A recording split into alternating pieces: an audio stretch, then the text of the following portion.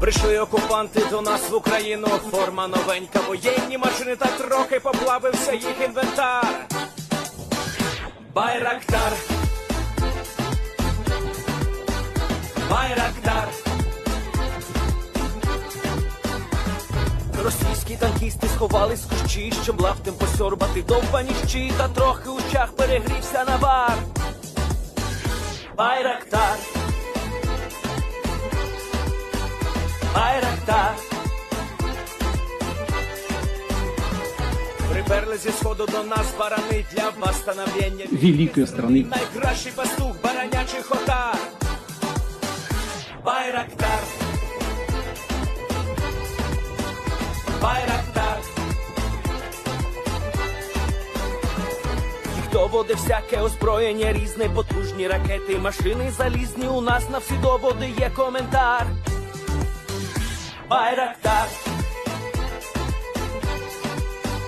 Байрактар.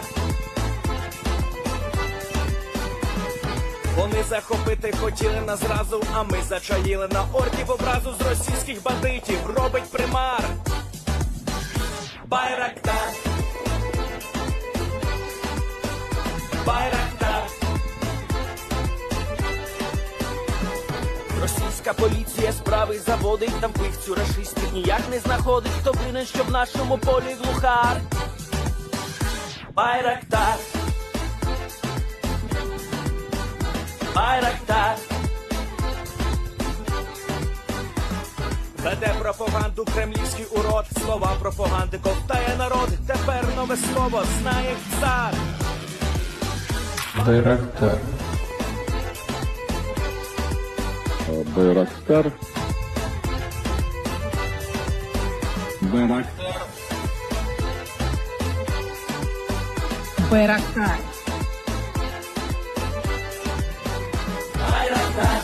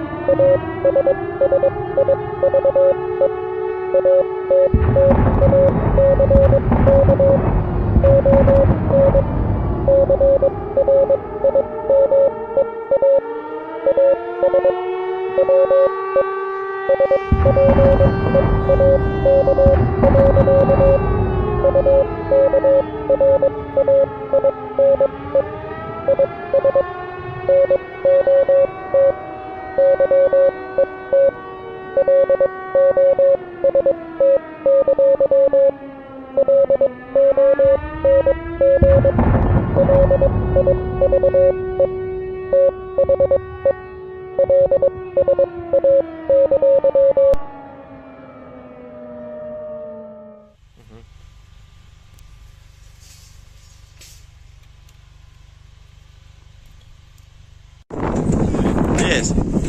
The Leaf Spring Army sends its regards.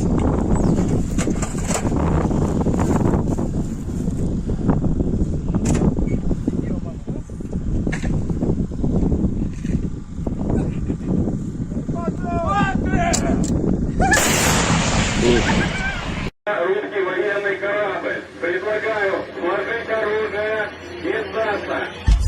Русский военный корабль, иди нахуй.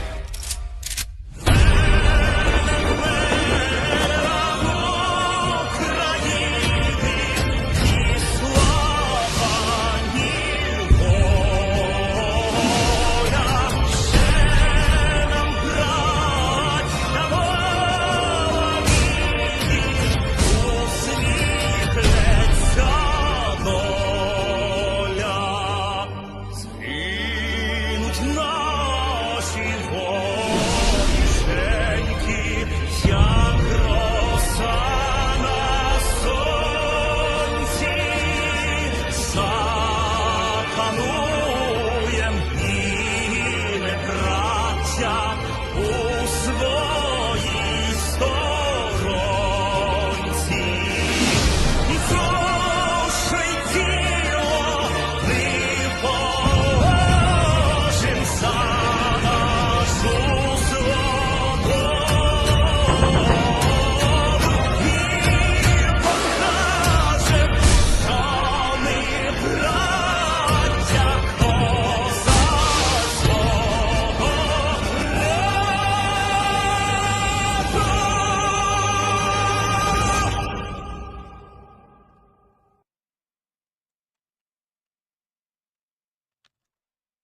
Hello, everyone. I'm the Enforcer, and I'm accompanied by Enforcer Matt.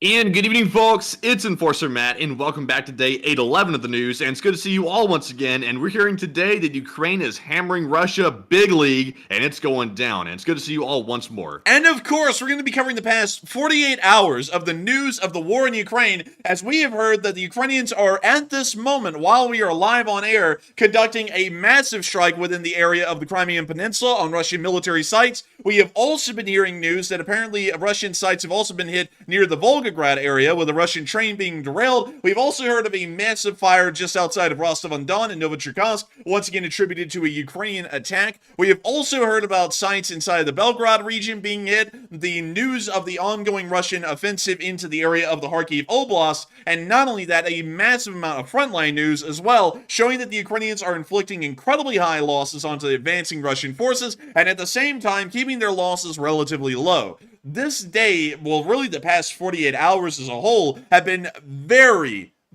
active and chock full of information and of really more so a lot of updates that we can get on how the war is going so far for both sides. We are getting an idea that in the Kharkiv area, things are looking not as bad as people are leading most folks to believe out there. And we will be getting into that in a little bit, because we've been hearing that there have been statements made across the internet, because of course all of y'all are coming to us with it, about how badly things are going in Kharkiv. And while things are not perfect up there, it's not going as badly as people are making it out to be. And I'll try and clear that up a little bit later on. But before we get into that, we have to get into the rest of the breaking news, the bigger breaking news that we got right now, which is that at this moment, according to information that we have, strikes are happening on the city of Sevastopol, Yevpatoria, and Simferopol once again. This is one of the multiple times that we've heard of the Ukrainians attacking these cities inside of Crimea, but this time we've heard that ATACMS missiles are most likely the ones being fired into Crimea and are going to be attempting to strike military targets around these three cities. We were able to get a little bit of video footage of the skies above Crimea during this attack, I guess you could call it.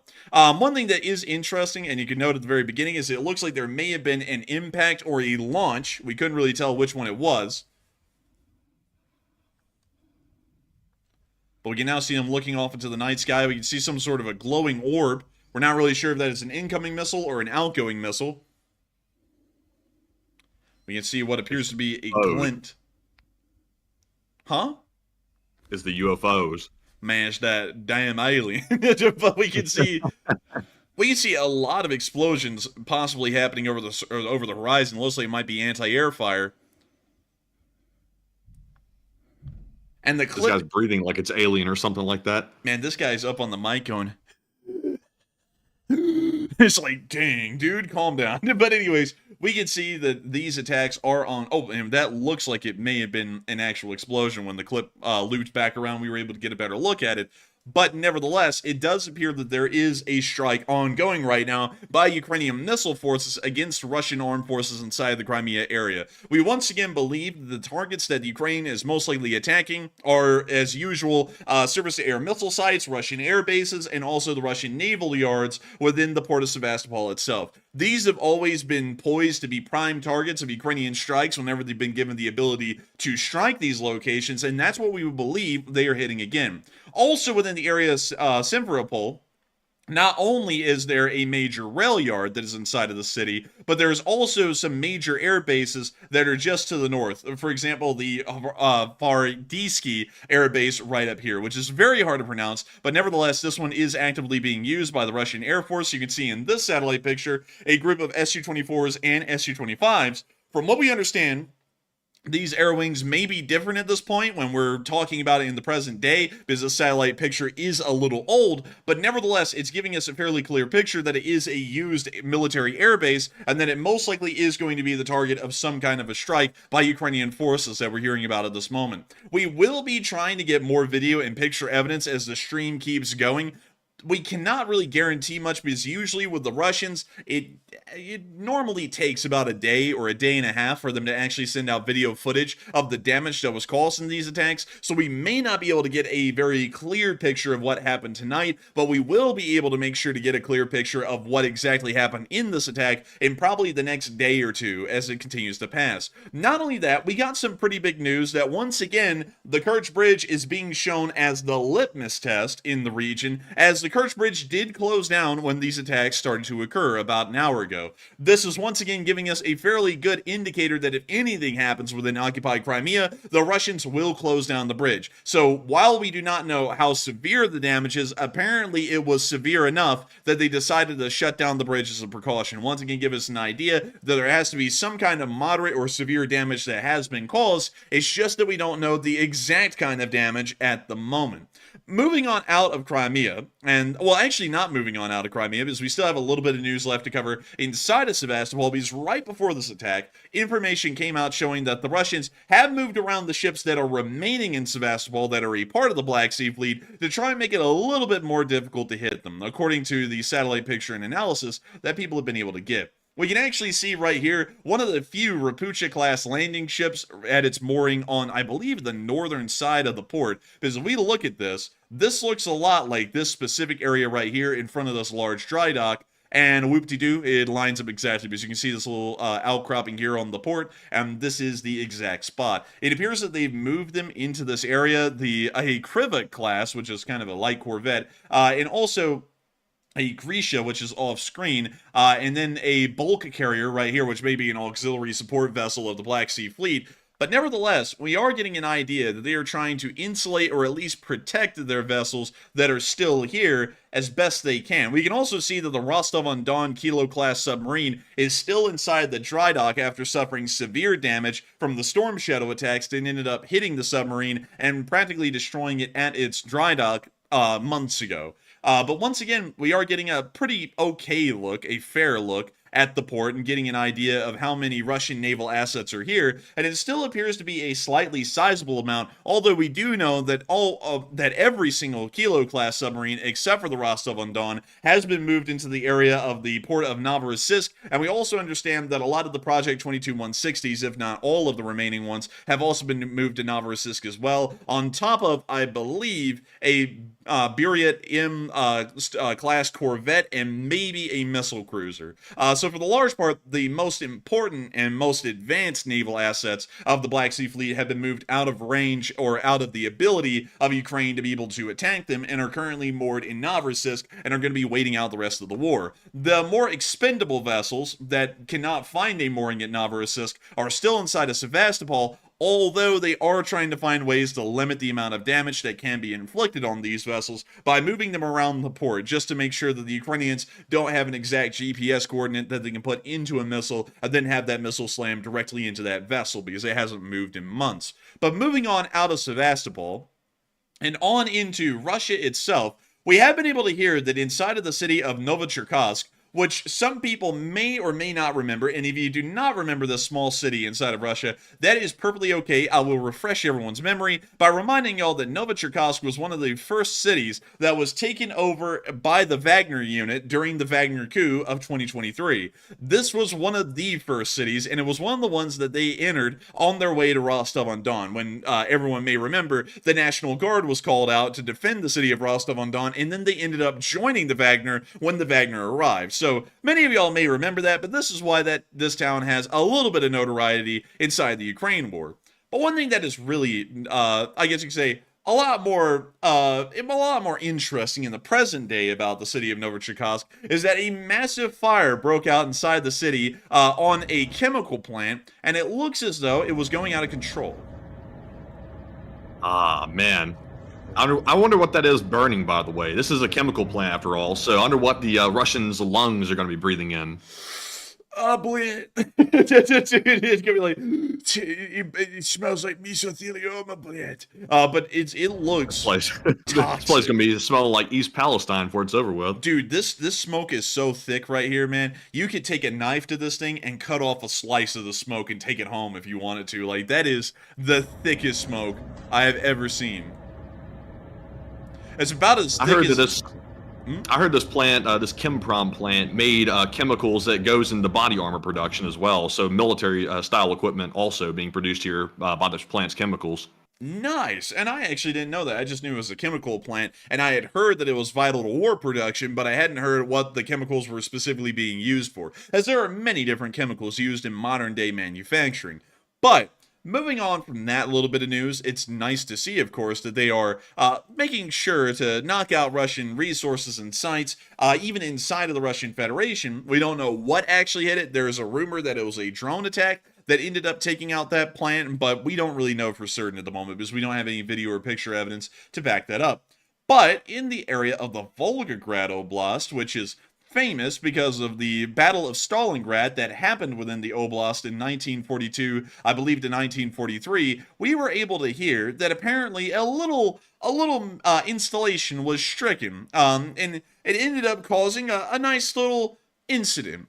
You see, the Ukrainian partisans had been hard at work inside of Russia, trying to blow up rail yards and also railroad tracks and trying to derail trains in the process of doing that. And we got to see that right here, one of these Ukrainian attacks was successful. They ended up blowing up a segment of the railroad, which ended up leading a train to careen off the railroad tracks and have a severe derailment, most likely shutting down this railroad for days or weeks until they can clean up all of these rolling stock and debris that is now lying around the entire area. But here's the clip. Ну посмотрим, что с башкой. Если там с башкой все плохо, то...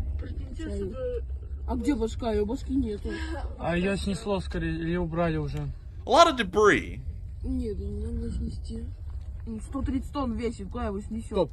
А почему поезд взорвался? Ну, сошел на других рельсах, на других... Потому что он по другому пути поехал. Ну, типа, не по нашим рейсам. These people are just riding by on the train going, oh, bliat, this can't be good. Our trains are all over the tracks, bliat. Dude, they're rolling by and they're like, wait a minute, is that going to be us in a second? Like, they're like, is that going to happen to us? But that is the end of the clip.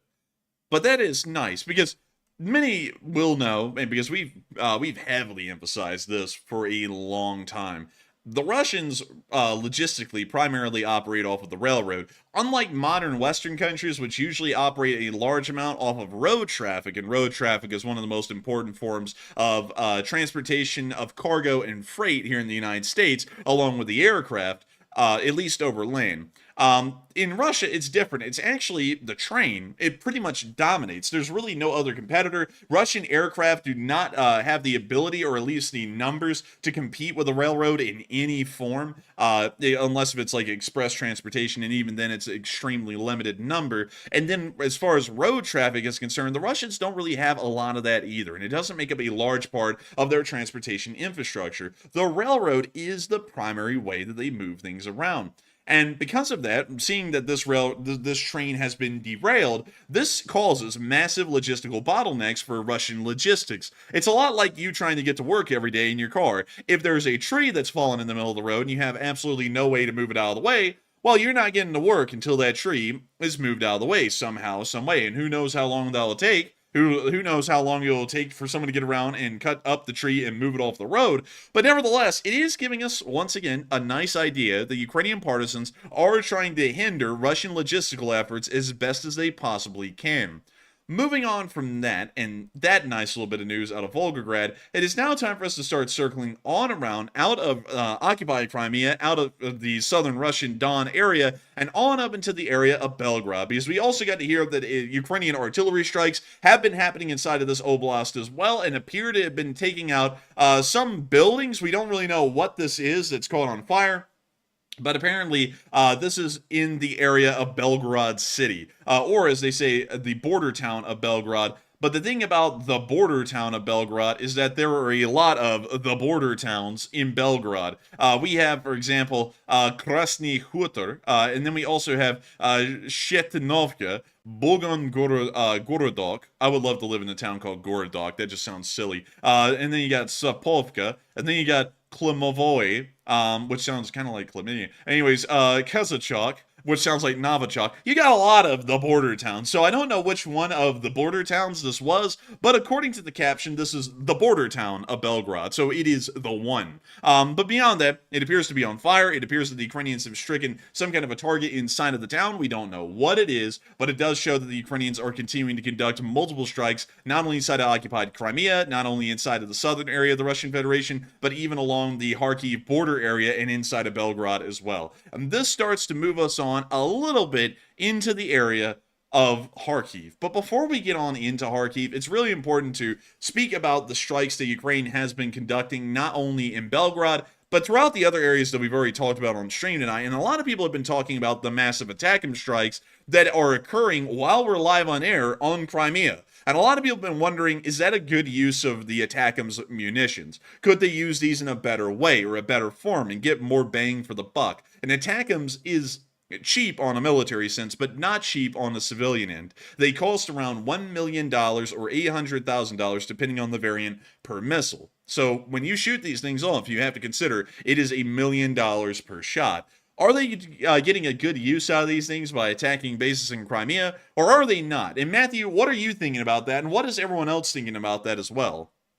All right, so on this poll, is sending these massive ATACMS strikes into Crimea, is that a good use of munitions? 81%, the overwhelming majority, said yes, keep mainland Russia on edge, and 6% said no, we should save the munitions for Ukrainian battles.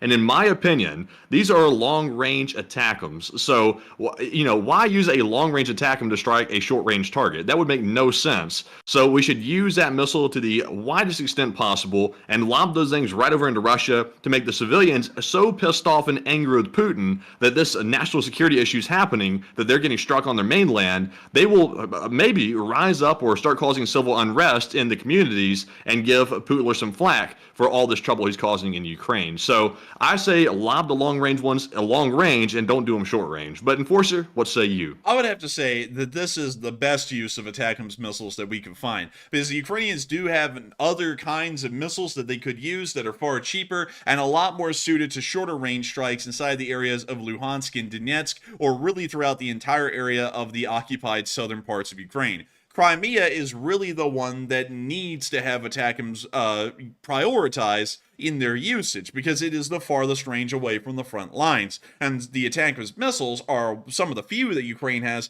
that can actually reach that far behind the lines. And so for this reason, I would have to say that the use of ATACMS missiles in this current attack on Crimea are certainly a well-placed use of resources, and are certainly probably going to be producing some very good results out of the strikes that will be occurring. We will probably see that more SAM sites, more airfields have been stricken in the course of this attack, and this once again will be making sure to put the Russians, at least on a strategic end, at a disadvantage when in Crimea, at least trying to defend their assets that are currently on the ground. But moving on from that, it's now time for us to move on into something that has been dominating really the Ukraine war world on YouTube, and I'm here, of course, as usual, to say that things are not that bad.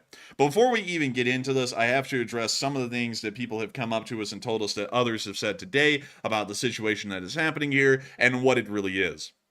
So, as many of y'all have probably heard before we even came on air today, apparently the Russians are steamrolling Kharkiv, they're killing everyone, and they're about to win the war. The Ukrainians are on the back foot, and they'll never win the war again. In fact, this is the beginning of the end as it stands right now. Everyone's going to be dead, we're all going to be dead in the West, it's going to be a nuclear war because of this offensive. We have heard, and I'm not even kidding, things that sound very close to that, from what people have been telling us today and what I've been hearing today. And from my analysis, things are certainly not the case. We have heard that it is a full-scale offensive, though. That is one thing that we now can confirm. There are larger Russian FOBs near to the area of Oktyabrsky, and also towards the area of Maslovo-Prestan and Belgorod itself. We do know that there is around, I believe, 40,000 40 to 50,000 Russian combat troops that are dedicated to this offensive. We do not know about their logistic abilities or their logistical capacity outside of Belgorod, but this is a full-on offensive by the Russian Federation.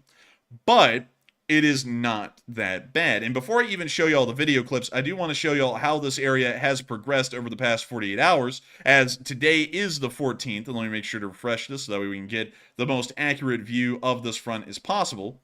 And so let me show y'all. This is the 14th, this is the 13th, and this is the 12th. As you can see, right now, from what we understand, the Russians have about 30,000 combat troops dedicated to this current offensive inside the Kharkiv Oblast. Well, according to the United States Department of Defense, they actually knew that the offensive was coming and warned the Ukrainians of it. And this has also brought a lot of ire by many war analysts that have been covering the Ukraine war, and I'll bring up why in a second. But everyone kind of knew that this offensive was coming. It's just that the Ukrainians did not move any strategic reserves into the area to then create I guess you could say, a vanguard force, because they didn't really expect the offensive to go forward as the United States was warning.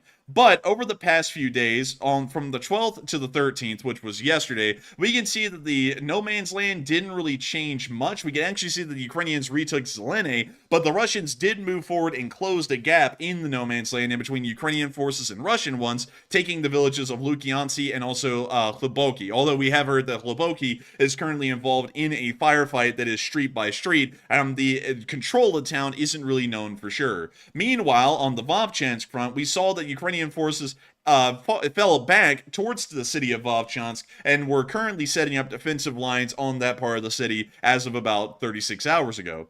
Now, as of today's situation, we have seen that Russian forces have moved into the very first street inside the area of Vovchansk. We have seen Ukrainian forces continuing to fall back, most likely trying to reach a village such as Tike, so that way they could have a more substantive defensive position. And we've also seen that Russian forces are moving along the western end of the Seversky Donets River, although with really no road connections at all, so we're expecting that this force is quite minimal, and we're also expecting that the Ukrainian force in this area is quite minimal as well, but they have been able to move into and engage Ukrainian forces at the town of Bukhruvatka. Now, on to several things that I've heard today and dispelling them because they're absolutely outright ridiculous and stupid from a military aspect. First off, a lot of people have been blaming the Ukrainian command and bitching about how they didn't lay down a minefield in the area of the Kharkiv Oblast. And this is something that I just have to say is founded in almost fantasy, because it's completely ignoring the combat situation, or really the situation as a whole, that had existed on the Kharkiv border ever since the Russians had been pushed out in the Balaklia, or the Kharkiv counteroffensive of mid-2022. Russian forces have been sitting on this side of the border ever since that counteroffensive. There has not been a large number, but there's been a large enough number of Russian troops, border guard forces, and also light artillery that if Ukrainian forces ever tried to move into the area, such as the sappers or the engineers, and start laying out minefields or dragon's teeth defenses in incredibly large amounts, they would come under pretty substantial fire, considering that it would probably just be light vehicles that the Ukrainians would be using by Russian forces. They would take pretty high losses, and they'd end up having to withdraw from the line and would not be able to lay down a minefield or any kind of defensive positions anyways.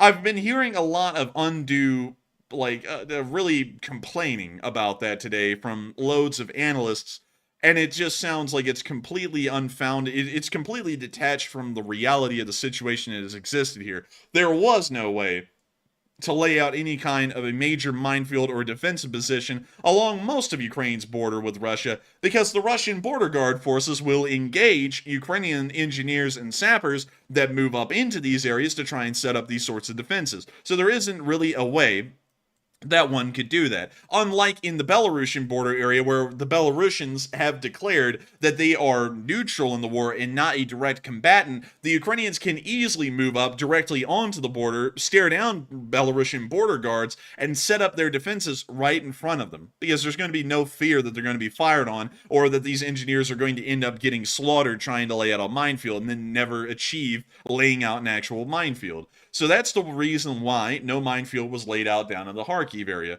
Another thing is that people are saying that the Russians are making steamroller efforts and they are wiping out Ukraine, and that this offensive is the end of Ukraine because it's going to lead to the capture of Kharkiv.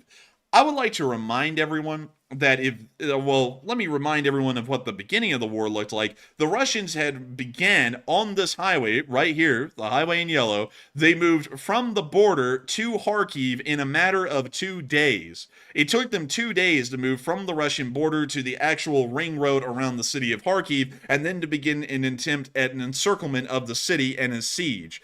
That is what a bad situation looks like. And the Ukrainians were able to manage pushing the Russians out of the ring road around Kharkiv and up into the area around Ruska Lazova, and then further on, right up into the area of Nove and Slatne, and that's about as far back as the Russians made it before the Ukrainians started the Balaklia counteroffensive and then pushed them all the way back towards the area of the Oskil River. That is what a bad situation looks like. What we're seeing right now is not a great situation. Of course, the Ukrainians are not having a cakewalk up here, and things are fairly difficult, but this is not a complete collapse of Ukrainian forces and a complete dominating victory of the Russian Federation. So many supposedly pro-Ukraine YouTubers are trying to make it sound like it is the end times or the end of the world now because of this Russian offensive that is happening in this area. And it's just not the case. There is a substantial amount of Russian forces that we now understand are dedicated to this offensive, and there are about 30,000 active combat troops that are apparently involved in this offensive in this area. But we're not seeing any massive progress for 30,000 troops dedicated in this area. This is what we've seen over the past 24 hours, and it appears that the farthest that they've moved forward is in this area right here. So let's measure from here, and let me see here. Where is our measuring stick? Here it is. So they have moved from here to here. That is about an advance of about 2 kilometers, and that's it. Of course, Ukrainian forces are still moving into the area and are attempting to set up some kind of defensive positions, but at the moment, that is completely different than the Russians moving down the major highway to Kharkiv in about 2 days, which, as the crow flies, was about a 25-kilometer jaunt, meaning that they were covering about 12.5 kilometers a day when they made it to Kharkiv at the very beginning of the invasion in February 23rd of 2022. Compared to that kind of an advance, which seriously was a very precarious situation, and the city of Kharkiv was immediately put at threat, this is nothing compared to that. And once again, we are seeing that Ukrainian reinforcements are moving into the area in larger numbers and are going to be attempting to contain the Russian offensive and then eventually turn it around and start pushing them out. So from what we understand at the moment, it is a tougher situation, but it is not the end of the world. And that's honestly aggravated me a good bit, considering that everyone out there, it seems, on the pro-Ukraine world has been trying to make this somewhat unexpected and not a great thing for Ukraine into a devastating thing for Ukraine that makes it sound like it's truly over, because it's not that kind of severity. And also another thing is that some people are saying that if the Ukrainians lose this battle, the war is over, which also makes no sense at all, because if I recall correctly, I believe that the Allies and the Soviet Union all lost a massive amount of ground to Nazi Germany in World War II, and then they ended up rebounding and winning the war anyways. They didn't win it from the start. I mean, Poland got completely taken over, so did France, and then Italy also kind of ended up collapsing. The Germans ended up occupying the rest of Italy around 1943, and then the war kept on going that way, and that was a little bit of a setback. And also there was a setback in Greece, there was a setback at Crete, there was a load of setbacks that the Allies went through, not only in Europe, but also in East Asia against the Japanese, when the Japanese started to move through French Indochina and took over the area, and not only that, started taking over the Philippines, which was an American territory, amongst many other islands, or really attacking U.S. forces and giving them defeats, such as the defeat at Pearl Harbor. That didn't end up losing the war. Also, the Battle of the Kasserine Pass in North Africa in 1942, one of the first battles that the United States Army ended up fighting against the Germans, which ended up being a complete defeat for the Allies. That didn't end up losing North Africa. None of that's just the examples of World War II. You could go through every single war, and the Allies, or really the Entente, ended up losing a large amount of battles at the beginning of World War I, but still would end up coming out on top and winning the war overall. It's the kind of thing that comes from very amateur analysis, where people say if you lose a battle, you lose the war. And you don't have to win every battle to win the war. You can lose most every battle, and you only have to win the most important battles of the war to end up winning the war. So overall, that would be my comment on what people have been saying. Usually I don't weigh in on what other people are saying out there, but considering that I've seen that it's caused so much pandemonium, that in my opinion is completely unfounded. Of course, concern is well placed. Maybe even a little bit of worry. But absolute panic over the situation is not deserved given what we're seeing right now on the front lines. It's ridiculous. And I would highly suggest maybe paying attention to the people that you're hearing out there that are making it sound like the world is over because of this ongoing offensive, and maybe I would stop watching them. I very rarely ever say anything like that, but the fact that people are going to start doing that to try and get clicks, when this is something that doesn't even warrant that kind of a response or that kind of a statement, it doesn't sound to me like those are people who would actually be giving you honest reports on the news. And of course, and I will also say this as a full disclaimer, we do cover the Ukrainians in a positive light on this channel. We are a pro-Ukrainian and a pro-Western channel. But as far as it comes to battle analysis, if things are going badly, I will tell y'all that things are going badly. Things are not going that great in Kharkiv, but it's not going terribly. And I'll make that incredibly clear until this eventually passes. And so with that, I hope that also one other thing as well. I saw some people earlier, and also they have a legitimate point. I will say some people were saying that Ukraine knew about this attack beforehand, and it's true. Ukraine knew that the Russians were trying to move on Kharkiv at least 2 or 3 weeks before this thing actually happened, and we're still having to assume that this is a real offensive. We're really not sure yet if it's a real offensive or simply a ruse, because there are some sort of weird red flags around it. But remember, though, even though Ukraine knew about it 3 weeks ago, they were still lacking American aid. They were barely struggling to shoot down missiles that were incoming from Russia because they were running out of stuff to shoot them down with. So, Ukraine was fighting for their life in the last couple of weeks, and they're just now starting to get the Western equipment rolling into their country. And, I'm not going to put too much fault on the Ukrainians for not being totally 100% prepared. They were prepared, but not all the way. But it's for valid reasons, though. So, I see a lot of people out there giving Ukraine flack for this, and some of us deserve just a portion of it, but not all of it, in my opinion.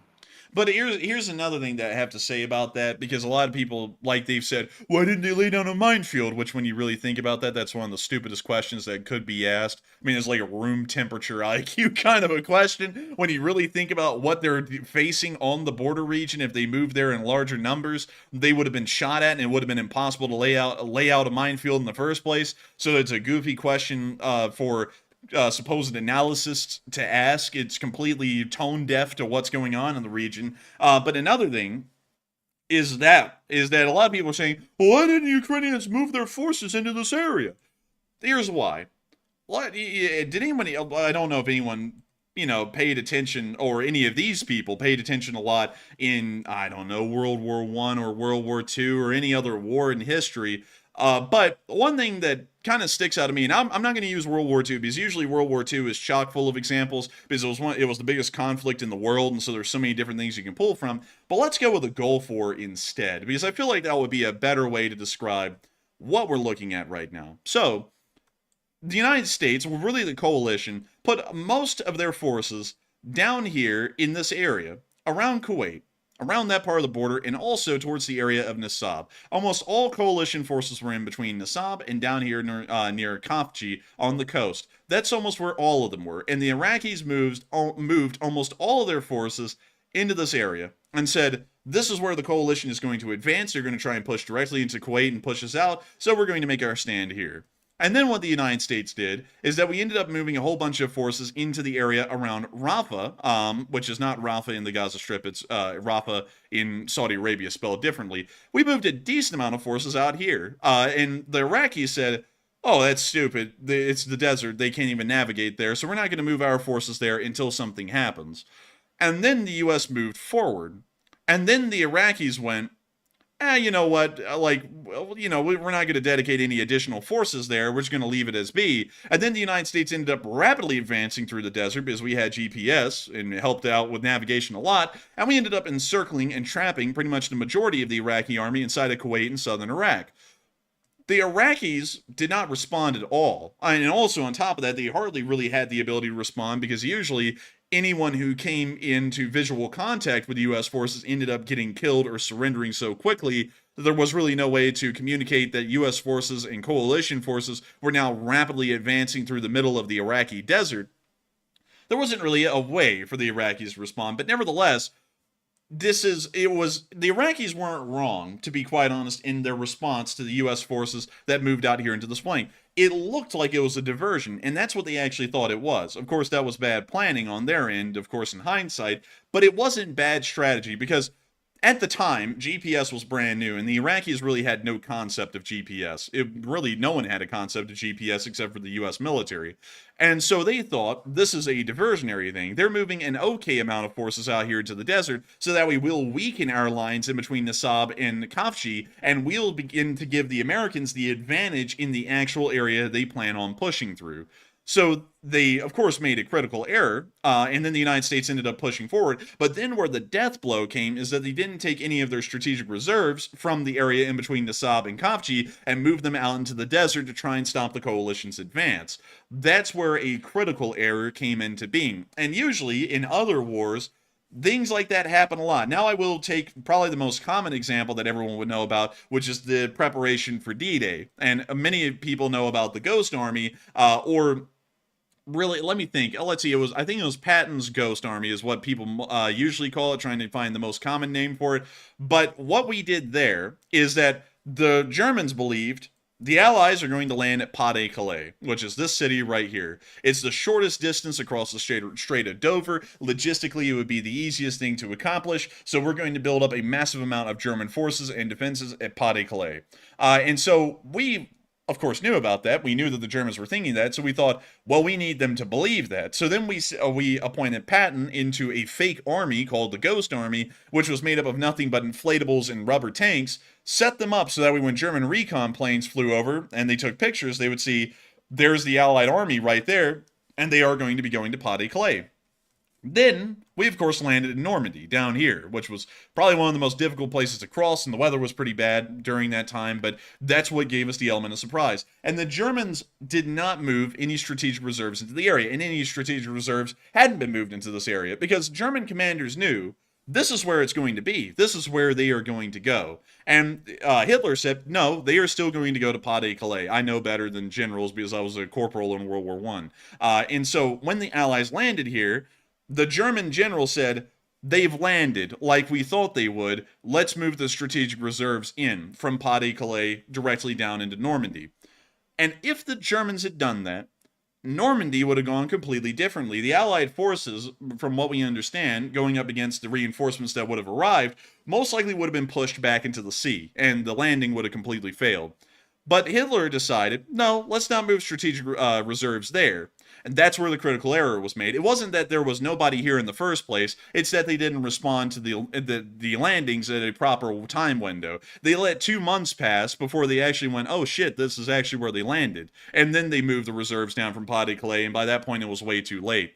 But nevertheless, in both of those examples, there is no problem in having no forces in some given area, rather than a small amount of maybe barrier forces or really reservists that are just holding this area. There's no problem in that, both in the Gulf War and also in the Normandy landings. The critical flaw is when someone goes, that doesn't look that bad, we're not moving anyone there, and then it ends up being an actual offensive. That's where the problem is. And so as far as Ukraine goes, going back to Ukraine, given those two examples, there was nothing wrong with them not preemptively moving a large amount of forces into this area, because that is normal military strategy. Who's to say that that's not a ruse, and the Russians just set up what appears to be a fake army that would move a large amount of Ukrainian strategic reserves into this area when there wasn't even a real Russian army or a real Russian threat to be had there in the first place?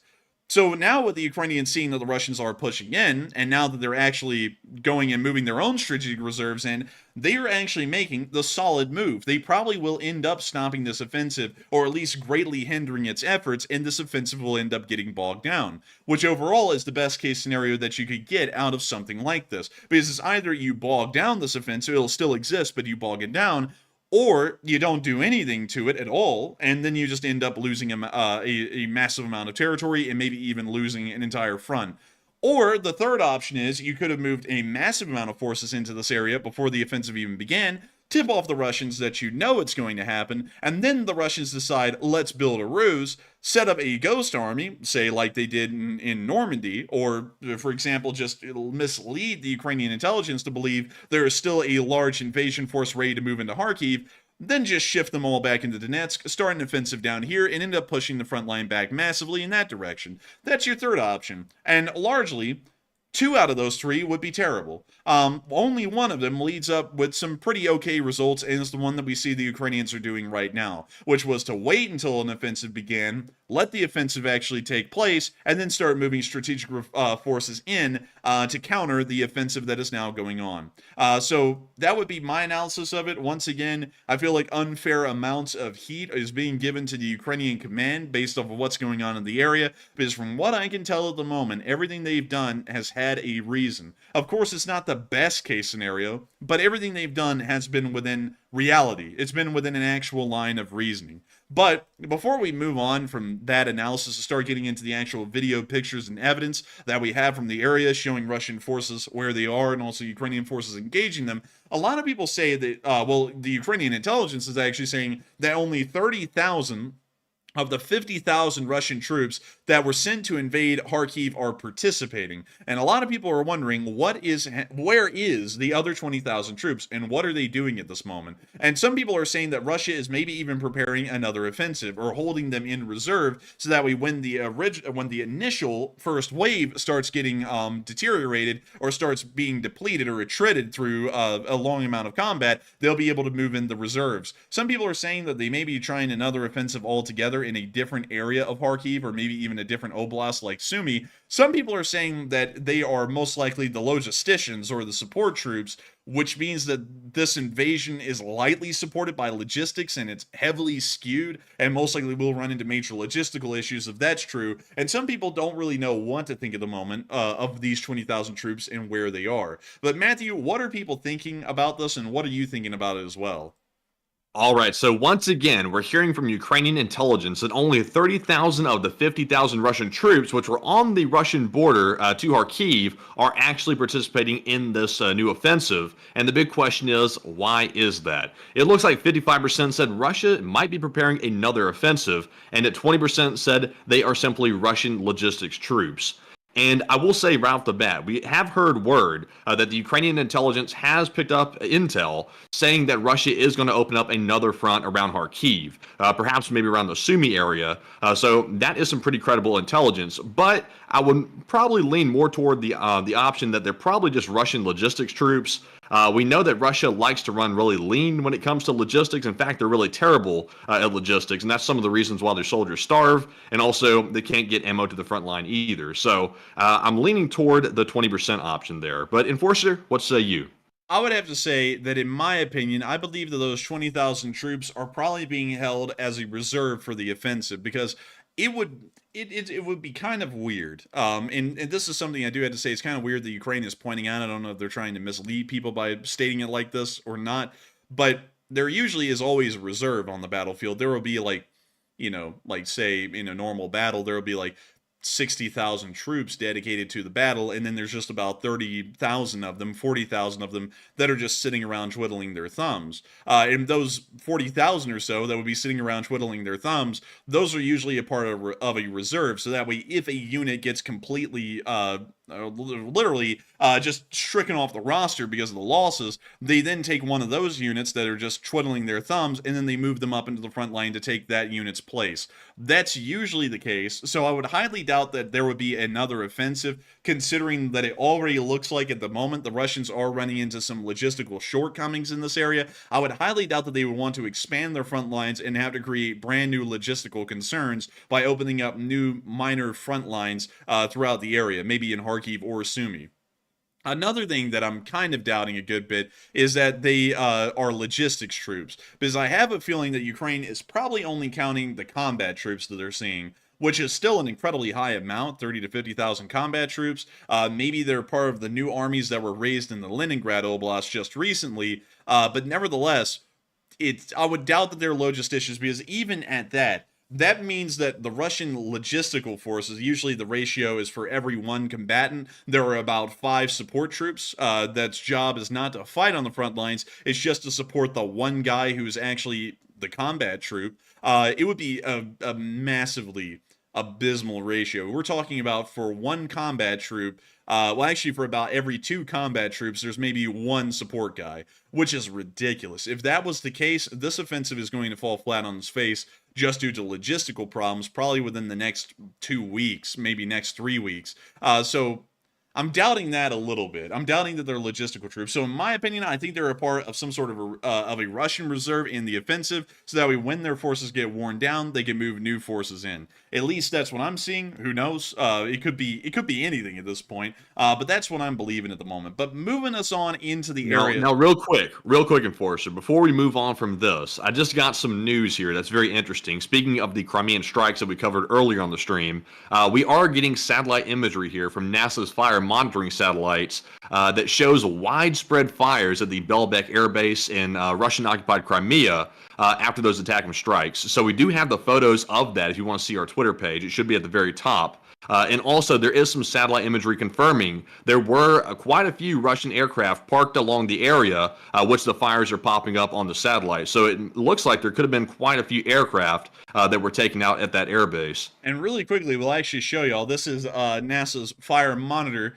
which is showing that there are fires that had broken out at Belbek Airfield. It appears that one of them is near to the tarmac. One of them is on the pad, actually. And let's go down there and actually get a better look at this airfield. So one of them appears to be near the support facilities, actually, or near the air traffic control tower. It actually looks like it might be directly on top of it, based on what we're seeing there. So it appears that one missile has either stricken the supply or really support forces on the airfield or the air traffic control tower, maybe knocking out their ability to properly marshal air traffic around the airfield. Then we've seen that another strike has apparently hit somewhere near to the southeastern or southwestern side of the airfield around here.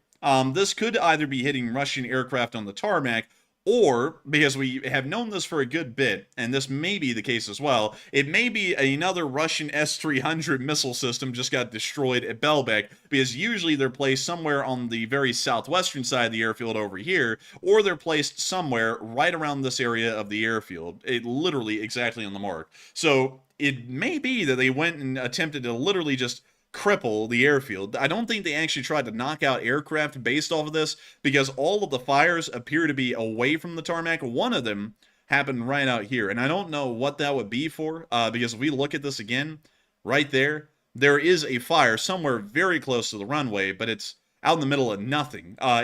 Well, also remember the NASA firm satellites, they are approximate. So those red squares you're seeing, they may be slightly off. There's a margin of error on those. So it may actually be closer to the flight line. It appears to be that OSINT Technical on Twitter believes that the flight line was hit, according to what he's saying in his post right there. And I would tend to agree with that. The squares are all sort of around the general vicinity of the aircraft parking area. So I have a feeling tomorrow we're going to hear about some major aircraft losses. I would have to say there may be some aircraft loss, but I'm believing, based off of what we're seeing, especially with this one right here where it is, either the support forces have been hit or the air traffic control tower was just hit. It certainly is a target, because unlike aircraft, which can be moved around on the tarmacs and their position will never be certain, the air traffic control tower cannot be moved, and neither can the ground support. Logistical, I guess you could say, base or forces can't really be moved either from their position. So I believe one or the other got hit there. Maybe some aircraft, and who knows what this one is. This one has to be some sort of an error and a little bit closer to the tarmac, because there's really nothing out there to have been hit rather than a part of the ramp leading to the runway. But still, it looks fairly interesting. It looks as though a lot of the missiles may have ended up making it through and into Belbek Airfield and causing substantial damage. But moving on from that, and finally on into the video and picture evidence that we have from the Kharkiv offensive, we did get to see an M1126 Striker provided by the United States in service of the 82nd Separate Air Assault Brigade of the Ukrainian Air Assault Forces in the Kharkiv Oblast, currently a part of the defensive. We've also been able to see that Ukrainian forces have been defending against Russian forces in this clip right here.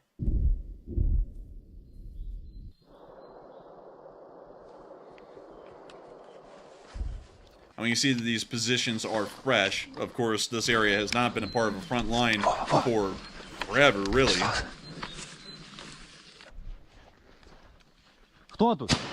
We can now hear a firefight beginning as the Russians are now advancing onto this quickly made defensive position. It appears that the rifle fire was sporadic, really attempting to just suppress Russian forces more than hit anyone.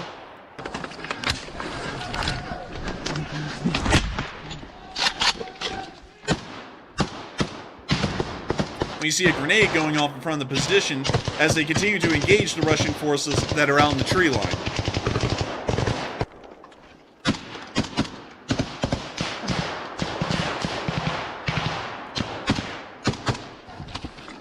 We see them continuing to fire.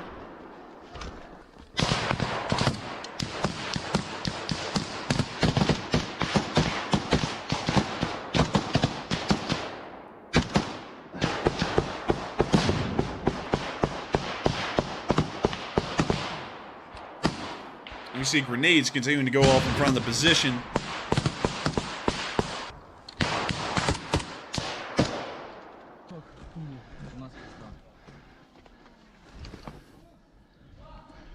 We hear that the firing has stopped for a moment.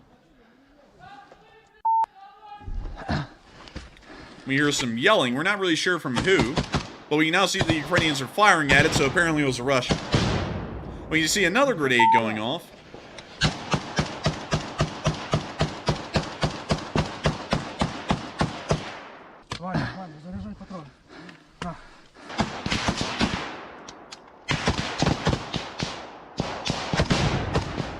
You see another explosion happening right in front of their position. We see a grenade being tossed. Another one going off. We see the Ukrainians once again kind of blindly firing into the woods, just at the sound of the gunfire. And that's the end of the clip, but showing a little bit of the fights that are happening in the area right now. Moving on from that and over into the area of Vovchansk, we also got to see that apparently there has been a pretty in-depth update made on the frontline situation by a Ukrainian soldier that was there. And I'm going to read you all this update so that way y'all can hear from the horse's mouth about what's going on out there. The situation regarding the Russian offensive in the Kharkiv region at 5 a.m. on May 13th, which would have been about 24 hours ago. During the day, the enemy started fighting in the border villages of Hleboke and Storitsa in the Kharkiv direction, but it was not possible to completely occupy the villages. Infantry combat battles are being fought for them. The enemy is trying to advance to the village of Lipsy, but it was unable to reach the village. In the direction of Vovchansk, the enemy entered the outskirts of Vovchansk, the outer streets, and the Vovchansk meat processing plant, but the city remains almost completely under our control. The enemy was not allowed to advance deep. Near Vovchansk, our artillery and drones work effectively against the infantry, and the enemy's losses are significant. I'm here, so I see the situation with my own eyes. Defenses are being strengthened in the city. The enemy is active. Groups of infantry are trying to break through our battle formations in different areas. Near Vovchansk on May 12th, the Russians attacked for the first time with several tanks with minesweepers, but the attack was repulsed, which we did see previously on film. On May 12th, the Russians tried to advance in almost all directions, but everywhere they were met with the resistance of Ukrainian troops, and now the enemy is forced to conduct assaults. Faced with the consolidation of our battle formations and with the need to attack strongholds that hinder further offensives, the enemy lost the ability to maneuver, and now the losses of Russians begin to increase sharply. On the first day of the offensive, due to certain problems, the command of OTU Kharkiv was changed. The new commander is a person with experience and competence. Control and awareness are improving, but not as quickly as we would like. Management and organization at the highest level is our primary and key concern. So we're getting an idea that there are a couple of chain of command issues that are going on right now that are attempting to be streamlined by bringing in more experienced commanders, but that appears to be the largest concern of Ukrainian forces at the moment, as it does sound that they're already beginning to contain the Russian offensive and greatly slow, if not begin to stop their advance deeper into Kharkiv. In terms of ammunition, our troops are equipped with artillery shells. By people, there are problems with the low complexity of the parts, but the enemy does not have a multiple advantage. Regarding the fortifications, they were built in the Kharkiv direction, but the enemy did not reach these lines. For some reason, the defensive lines are not tied to tactically advantageous heights. The main battles continue where the positions are not equipped, and it is necessary to dig in now. So we are hearing that apparently there are some logistical, well, not really logistical, but more fortification issues, with some fortifications being built in poorly defensible areas, and some others not being that well supplied, maybe because the battles have been non-existent in this area since the middle part of 2022, and so many of these areas may have been stripped of their munitions or defensive armaments and brought to other areas that were more active. That is why there's a misunderstanding in the troops that there are no fortifications exactly where they are needed, and why it's necessary to bury ourselves in the landings again. In the direction of Vovchansk, the city is not prepared for defense. There are no details yet, but it is not a secret for the enemy, since the local residents are not displaced and enemy drones often make overflights.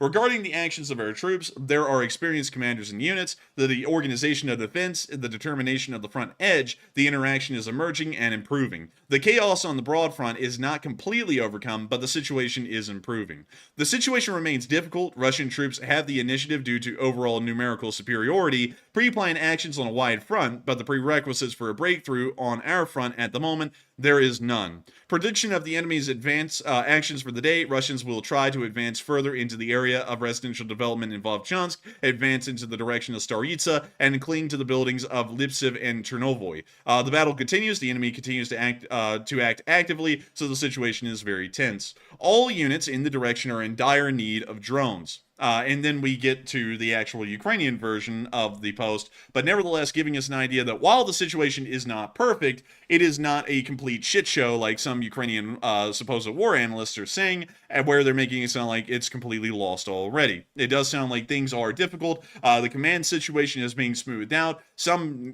defensive positions are having to hurriedly be made because they're either in poor positions or simply did not exist beforehand, but it does sound like the Ukrainians are getting the situation under control and are already beginning to contain the Russian offensive. But moving on from that and into our next clip, we did get to see the Russians are bombarding Vovchansk with MLRS fire, as seen in this clip. And we see the MLRS rockets coming in and beginning to blanket an area right on the outskirt of Vovchansk. They kind of need to turn up the contrast a little bit, I think. Man, it is really dark in this clip. I was wondering if I was like just going colorblind or something. But it is dark as hell. And with that, that's the end of the clip right there, and we're going to be moving on into our next one, where we also got to see the Ukrainians firing on Russian forces with a BTR-82. Interestingly enough, this is actually an element of the Russian Volunteer Corps that was active in this area, showing that apparently wherever the Russian Volunteer Corps is based is actually kind of close to the Vovchansk-Kharkiv area. But here's the clip. This is a captured BTR-82 that is being used by the Russian Volunteer Corps. We see them firing the 30mm chain gun on the BTR-82.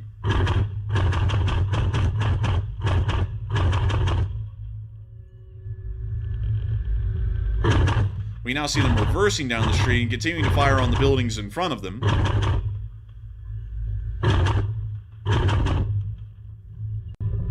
We now see them moving down a very narrow back street. Also, by the way, I just want to make this quite clear, this video was geolocated before the stream, and it's not that big of a deal because the battle is so fluid in this area, but at the moment, this is actually close to the Vovchansk meat packing plant, which this is the Vovchansk meat packing plant right here. It's somewhere out here in these streets right near to it, so this is the farthest that we've seen that Russian forces have been able to make it at the moment. It appears that the Ukrainian defenses are already being made at the meatpacking plant and also inside the forests within this area. And also, to tie this all together, the Russian MLRS bombardment that y'all saw a little moment ago was somewhere around this bridge right here over the Vovcha River. It was somewhere around here, although we don't know exactly where. Also, this appears to be some kind of an electrical substation that's near the area. We can't really tell for certain. Kind of looks like it. But anyways, getting back to the clip from the Russian Volunteer Corps.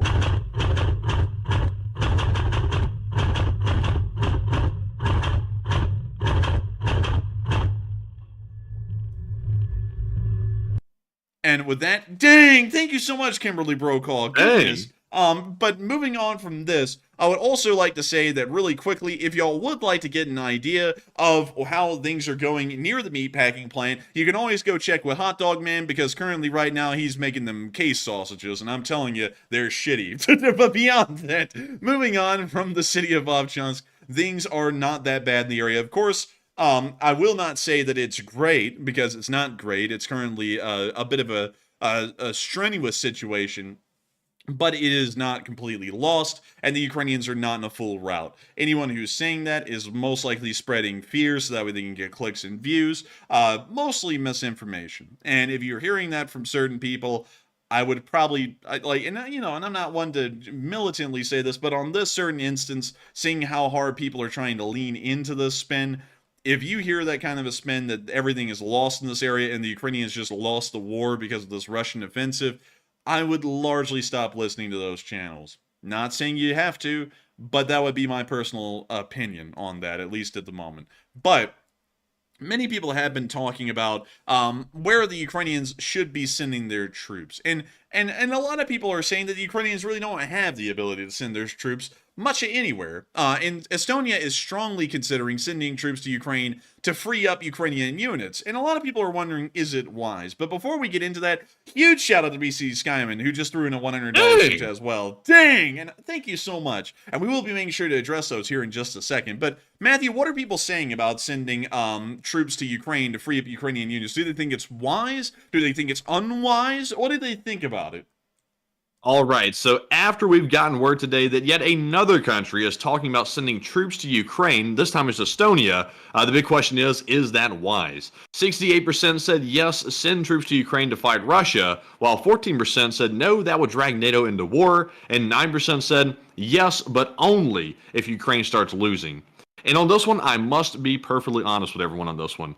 I'm not with the 68%, because if Estonia were to send troops, and keep in mind, Estonia is proposing to send non-combat role troops into Ukraine, but nonetheless, that will be viewed the same as Russia as sending in combat troops. That's just the unfortunate reality of the situation. It'll be viewed the same. So that will definitely drag NATO into the war, because Estonia is probably going to get attacked as a result of that. So it's going to definitely widen the war quite a bit and drag everyone else into it. And that could mean World War III. So I'm with the 10%. I said I'd do it, yes, but only if Ukraine starts losing and gets pushed back. Outside of that, I would honestly not be in support of it, because it would lead to very dire consequences for the entire world and not just Ukraine. But Enforcer, what say you? I would have to say I'm not really a big fan of that idea, especially considering, and also I want to say this, no disrespect meant to the Estonians, but the Estonians are one of the smallest countries in NATO. Sending them, like, if anyone is going to go in, it's going to be one of the bigger ones. It's going to have to be Germany, France, the United Kingdom, or the United States. I think if anyone else went in, they're unduly pulling everyone else, many of the larger members, into something that we may have been trying to carefully game out when we would actually get involved or not get involved. I don't really feel like that is necessarily Estonia's role to play. And also, by the way, really quickly, I would throw in the Polish as well into the big players of NATO, considering that they have one of the largest armed forces in Europe at the moment. I would also throw them into the big player category. If one of those countries wanted to move in, that makes sense. It's a large enough country that that they're kind of acting on the behalf of the rest of NATO, and they have the ability to pull through. With the Estonians, however, with the military they have of their size, and also considering that it's also been greatly depleted because they've sent a lot of their equipment to the Ukrainians, we're talking about the Estonians officially entering the war as a representative of NATO, probably immediately ending up getting hit badly, and then requesting that the rest of NATO get involved in an invocation of Article 5. That doesn't sound that great to me. That just sounds like Estonia being a sacrificial lamb and then getting everyone else involved when we may have not really wanted to get involved at this moment. I'm not saying that we would never want to get involved in the war, but at the same time, we may not want to get involved right now. We may be waiting for things to get worse. We may be waiting for a certain catalyst moment to really propel us into the war. There's a lot of things that we could be waiting for to see or do. And then the Estonians may just throw it all in the pisser and just go to run straight in. And that doesn't really sound like a great idea to me. I think that should be spearheaded by a larger leader of the NATO alliance, Poland, Germany, France, the United Kingdom, or the United States entering Ukraine for anyone else in the alliance to really follow, or a Polish-led Eastern European coalition inside of NATO, but it still has to have a larger, I guess you could say, big daddy of the military forces in NATO to be able to move in and actually have the ability to do something. So I hope that does address that well. And I see a lot of people saying, well, the Estonians know what's coming. They may, but they don't have the military size. I will say that about Estonia. With many other countries, like with Poland, I will tell y'all, Poland can wipe the floor against the Russians on their own at the moment. They could do that, but Estonia certainly could not. Estonia would get their ass beat, and on top of that, they're right on the Russian border, and so I don't like the idea of that. And also, Estonia being a Baltic state, that gives Russia the perfect catalyst moment to start invading a Baltic nation.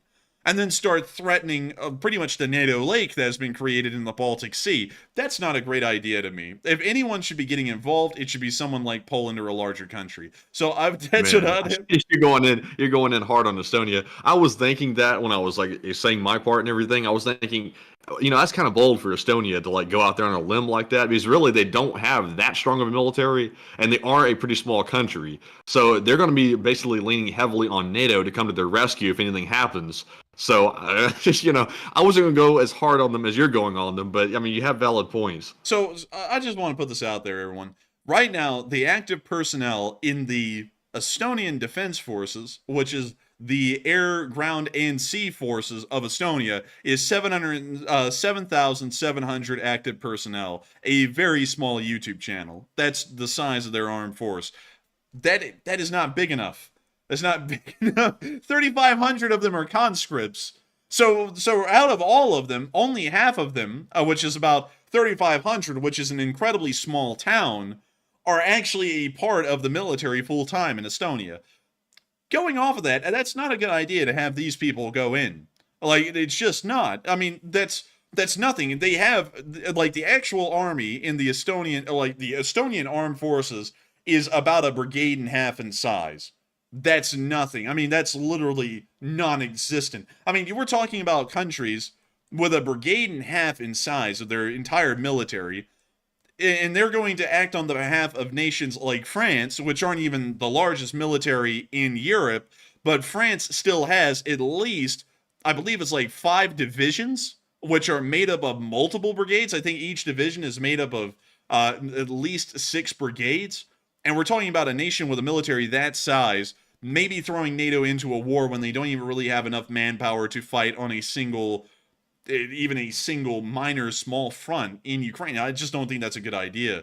It would certainly have to be the Polish going in, and then the Estonians could join the Poles, but the Estonians do not have the ability to do that on their own. I don't think that's a great idea. And so with that, I hope that does address that fairly well. And I'm seeing a lot of people talking about, let's see, 1 second. I want to address some things in live chat. Someone said Estonia wants to do logistics.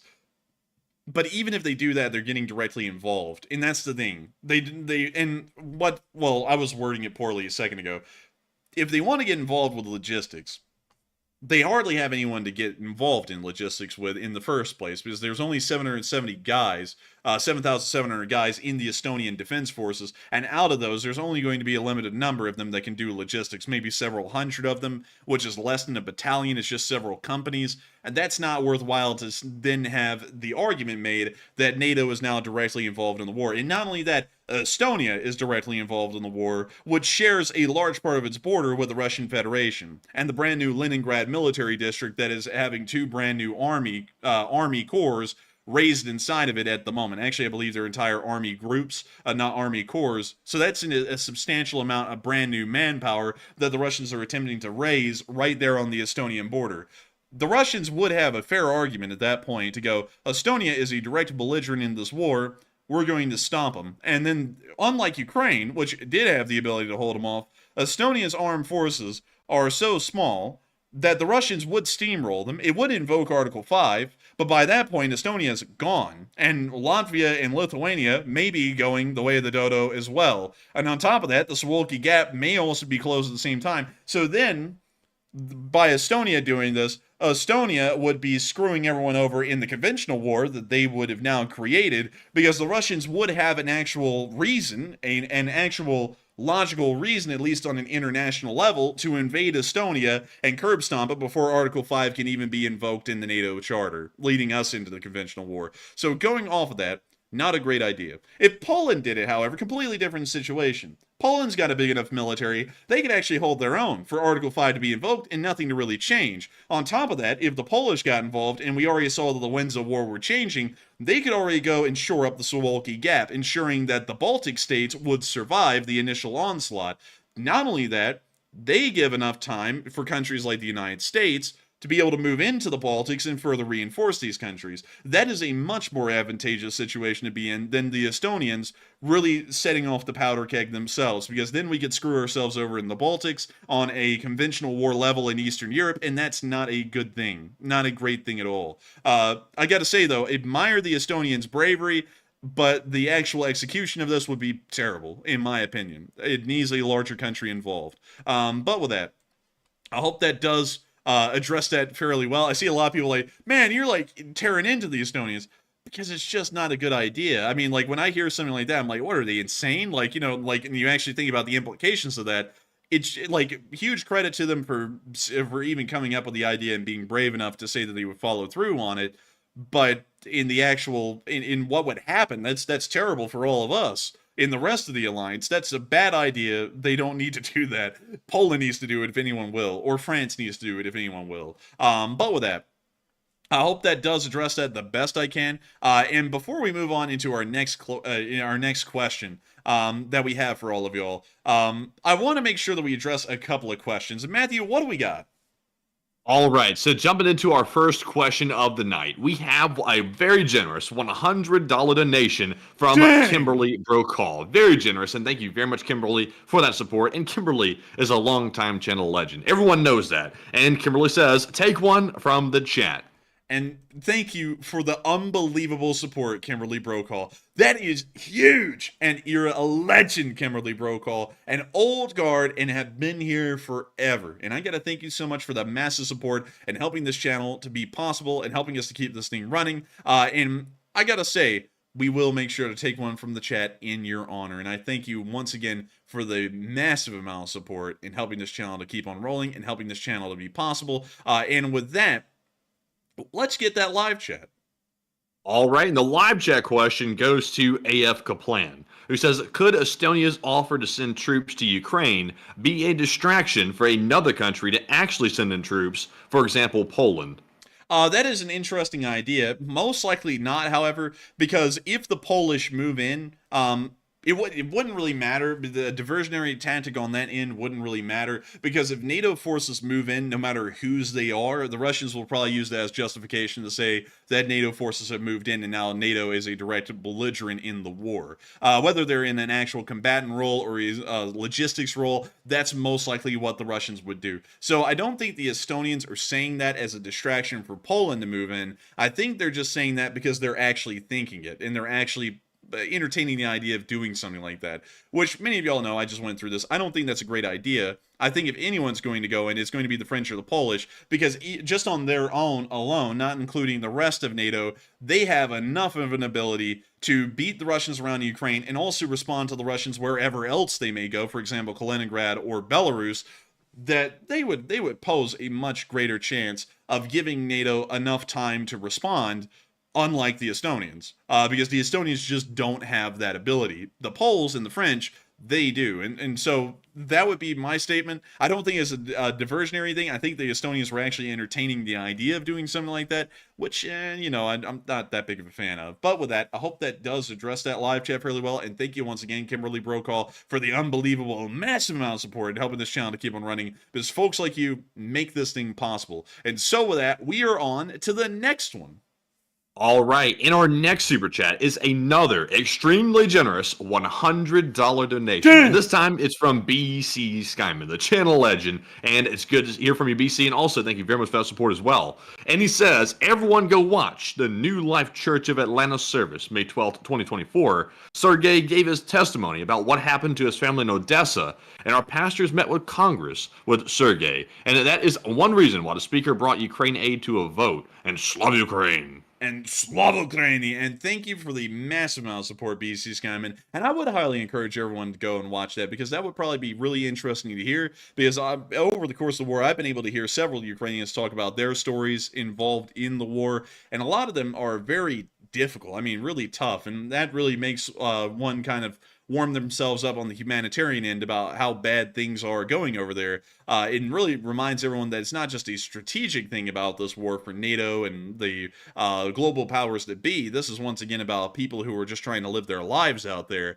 But still, that is amazing to hear, BC Skyman, and wonderful to hear that Sergey was able to talk to this church. And I hope that everyone does get to watch that and listen to it, because it will be something really interesting here. And we will see about watching it and listening to it as well, because I haven't heard that one, but I will be making sure to try and circle back and see about that one here in the near future. But still, thank you so much once again for the massive amount of support and helping this channel to be possible, helping it to keep on running, because like we say with everyone, and you've heard this a million times, I know, if it wasn't for folks like you, we wouldn't be able to make this thing possible. And I gotta thank you so much massively once again for making this channel a reality, helping to support it, because if it wasn't for folks like you, we wouldn't be able to be here and keep this thing running. And so with that, thank you so much once again. I hope that does address that well. And with that, we are on to the final question of this segment, and then we're going to be moving back into the news.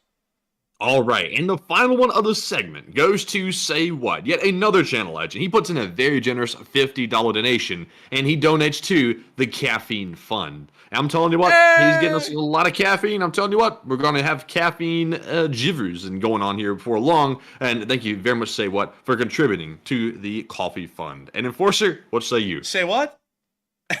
What? What happened, Jack? But I got to thank you so much for the massive amount of support. Say what? And helping this channel to keep on running, because if it wasn't for folks like you, and I say this to everyone, but I say it because it's true, and I want each and every one of y'all to personally know that support this channel, that y'all helped make this channel possible for everyone else. So far, 35,000 people have watched this stream since it went live just about an hour and 27 minutes ago. That is 35,000 people who got to watch this news, and we wouldn't be able to make this thing possible and keep it running if it wasn't for support from folks like you, Say What, and BC Skyman, and Kimberly Brokaw, and everyone else who supported the channel tonight and in the past. We wouldn't have been able to make it possible without y'all. Y'all help us to be able to do this thing as a job, and help us to be able to cover not just news of the war in Ukraine, but news from around the world, and we are just massively thankful and massively appreciative that y'all enjoy this channel enough to help us to keep this amazing project, this amazing idea alive, to be able to do something like this. And so with that, thank you so much once again for the Caffeine Fund, and I'm going to make sure to overdose on caffeine, and thank you once again for helping to make this channel possible and helping us to keep it alive. And of course, Slava Ukraini, and long live the Spring Army. And with that, it is time for us to move on into our location unknown. Well, actually, really quickly, you have one more clip from the area around Kharkiv. We actually got to see a ATACMS launch. When you hear that missile spooling up. And there it goes. The classic Tachka. And with that, that's the end of the clip right there, but nice to see. Moving on from that and down into our location unknowns, we also got to see that a T-62 got equipped with a hulls modification, and also we got to see that not only is it being welded onto the hull, it's also welded directly onto the turret, meaning that the turret can literally not move at all. You have to, like, minutely move the entire tank to be able to traverse the gun horizontally. You can't even, like, rotate the turret in a limited arc. It's completely stuck in place. That's terrible, man. And also, I gotta say, I'm no welder or anything like that. I'm not gonna pretend like I know what I'm talking about. But those welds look like crap, and that's just from a layman's perspective. Bro, wait a minute. You think you have to even have any knowledge to know that? Dude, these welds are garbo. Like, it's like, these come straight from Hot Dog Man's working experience. Terrible stuff. Terrible quality. Ugh. Moving on from that and into our next clip, we also got to see a Ukrainian vehicle of an unknown type firing off British brimstone missiles. Check it out. It's like Hellfire and Brimstone. Well, that's that. And we're now moving on from that clip and on to our next one, where we also got to see Kadyrovites sitting behind the lines in the Kharkiv Oblast, doing nothing. We can see that he had the theater stripe on. We don't know where this was, so I put in the location unknown. It's in the Kharkiv area, but we don't know exactly where. But my man's listening to that Mario Kart soundtrack. Is that the Great Value Kadyrov? I think so. Dude, this guy sits there, he goes, "Hello, Jim." That's his version of Dawn. He's like, "Hello, Jim. I need some Jim Bean, or something like that. And then we Oh, got he's this, got a knife in his hands. That's nice. I think, did he just pick his nose with a knife? Oh no, he almost did. Yeah, I was like, what?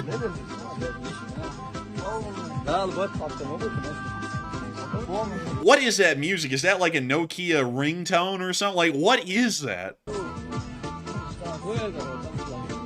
Really gonna mute offbeat. It's terrible. it. Dude, the Chechen type beat. We see him just doing his thing. I don't even know what the hell it is, but we're going to move on and into our next clip where we got to see that the Ukrainians caged in a BRDM-2, which is a light recon car from Soviet times, and we got to see that they got that thing caged up. That thing has got like 1 million cages on it. But hey, you got to do anything to protect your light scout cars. I mean, the armor on that thing is literally paper thin. Moving on from that, we also got to see the Russian casualty report over the past 24 hours, and oh, it was good. Man. Wait a minute. How did he get up to 2,054 Bobcats like that? And also, like, wait a minute. We need to see yesterday's losses too after this because I think we missed something. Dang, man, you're always saying that, and we're running out of time, and I'm like, damn. So let me go see if I can get yesterday's. But let's see here. Let's see here. I think we might be in store for something major on this one. Let's see here. Oh, dude, Budanov was looking pale as hell. I was like, was that a ghost? Let's see here. That's when he got news the hit squads were out for him. He turned a little pale. Man, that's when he got a little cold. He got pale as hell. Oh, here we go. So this was yesterday. Oh, dang! 1740 troops. Damn. And I was told that that is actually a record for troop losses, by the way, yesterday. Really? That's what I was told. Damn. Record losses. Yesterday, they lost 1,740 troops wounded and killed, 42 armored personnel carriers, 59 supply trucks, 31 tanks, 15 artillery pieces, 26 drones, 4 MLRSs, 3 cruise missiles, and 6 Bobcat skid steers. And then moving on from that day, which was record-setting, and on into the 14th of May, which was today, which we should have that casualty report right here, it was 1,400 Russian soldiers wounded and killed, 43 armored personnel carriers, 29 supply trucks, 11 tanks, 20 artillery pieces, 49 drones, 1 aircraft of an unknown type, 1 anti-aircraft warfare systems, and 6 Bobcat skid steers. Unbelievable losses over just a 48-hour period. The Russians have lost approximately 2,100 to 2,200 wounded and killed in 48 hours, which is an unbelievable number. That is an entire brigade's worth of Russian forces that has been wiped off of the face of the earth and will not be in the Russian military anymore. So these losses are unbelievably high. But with that, amazing to see, wonderful to know that the Ukrainians are doing great work out there, and it's time for us to move on into the rest of the front lines, although I will have to say, to make sure that we keep this stream within a reasonable time frame, because we've gone into such deep analysis tonight on the Kharkiv offensive as well as other things, that we have actually ended up running the news for 1 hour and 30 minutes already, and we haven't even gotten to a lot of the frontline news. So we are going to be moving through this a little bit quicker than normal. I will let y'all know, not really a lot of frontline change was had, and while if it was had in Avdiivka. It was Russian advances, which were fairly small, but beyond that, there weren't really any major frontline changes anywhere else. So we're not going to be talking about the frontline changes because there really were none. We're just going to be showing you all the clips and videos that we were able to get from all of these different areas of the front lines to give you all a picture of what the combat looked like today. But moving on into our first clip, we got to see that a Russian MTLB and a Ural and a Grad were all destroyed in the Kupiansk direction. Well, you see the Grad burning up right there. Man, I got to tell you, man, these bots are coming in hot tonight. They are coming in so hot and they're so angry too. They're just like vile. Man, people coming in going, if other people fundraise for trucks, why doesn't the enforcer? It's like, well, because I don't spend $5,000 in airplane tickets. It's like, hate to break it to you, but we like 100% of everything fundraised to go to Ukraine and help out. But we can see here that an MTLB is smoking right there.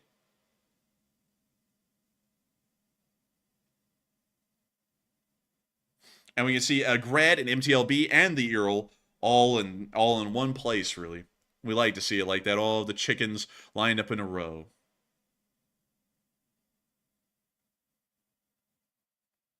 And we see that victory right there, that Peremochi. And that's the end of the clip, but nice to see the 14th Brigade doing its thing, doing its magic. Moving on down and into the area around the Kuzmivka village area, we got to see that Amista S was destroyed. By a Baba Yaga, nonetheless, dropping an anti-tank mine on it. Самоходочку. Baba Yaga! Baba Yaga! Blown up instantly. Мы идем мимо нее. Вот ствол.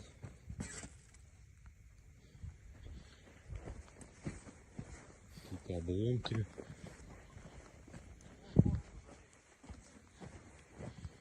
Вот обломки. Ох, Серега. Oh, and we can see an orc Siroga right there on the floor. He's getting up. Killa, my name is Vadim. You may be wondering, how did I get in this situation? Well, the reason was, I was forced to come to Ukraine, bled. But I believed in the cause, bled. And then, big landmine gets dropped on head, disintegrates tank. Now I sit in rubble. This is what my life is like, bled. Накладывает, слышь? Огрызается все равно. Даже двигатель разорвало просто на части. You also, everyone correct me on math. It is not 2,100 soldiers, it's actually 3,140, which is actually a brigade. Or brigada. Maths.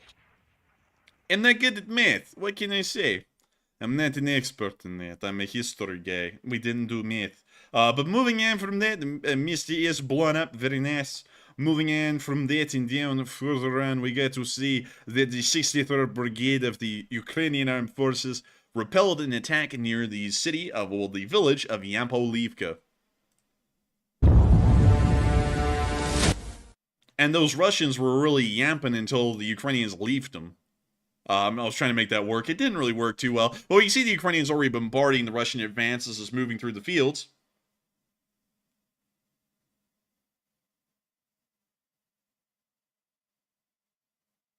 And Gunfox61 said, 3,100 is a division size. Are you sure about that? How big is a brigade? 1 second. Let me put this thing down. Let me put this piece down. And then let me Google it really quickly. So, how big is a brigade? A brigade is a military formation that usually consists of 2,000 to 8,000 soldiers. And then the other answer from the U.S. Department of Defense is 3,000 to 5,000 soldiers is in a brigade. A division is made up of several brigades, so I believe that would be something around like 20,000 soldiers would be in a division. And let me see how big a division is, according to the Department of Defense. How big is a division? And yeah, I was correct on that. According to the Department of Defense, they said it's somewhere around 15,000. So that would be a division-sized unit. So a brigade was lost today. But with that, that's seeing the clip right there. Nice to see the 63rd repelling that Russian assault. And moving on from that and down into the Luhansk area, we also got to see that an ATACMS attack ended up blowing up a Russian base.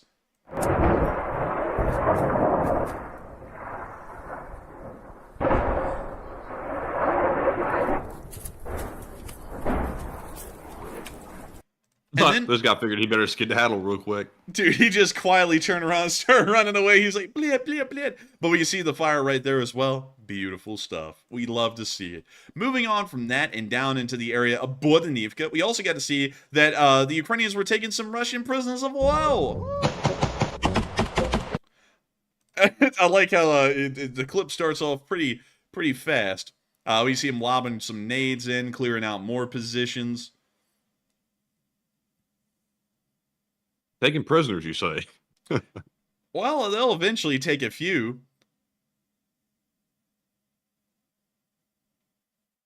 The hell? Apparently that was one of them. He was just taking a little nap. And we can see them continuing to move through the forest. Clearing it out. Doing their thing. Ooh. Blowing up a dugout. Any prisoners? I see no prisoners being taken in this video. I see no prisoners at all. Oh, wait a minute. There's one. Okay, so they got one. So they wiped out like about half a company, took one, and then the caption on the clip was, Ukrainian soldiers take Russian POWs, plural. I'm going to actually say it was the singular, because I only saw one awake Russian that was taken as prisoner. So with that, we're moving on from that clip and on into our next one where we got to see the 93rd holding the line. Look at them. Nice to see it. We love to see these kinds of pictures, and we love to know that the Fighting 93rd is still down there doing their thing. We also got to see that the Shadow Wizard Money Gang ended up blowing up a T-90M today. This one had an electronic warfare system mounted on top, but that didn't do anything to save it.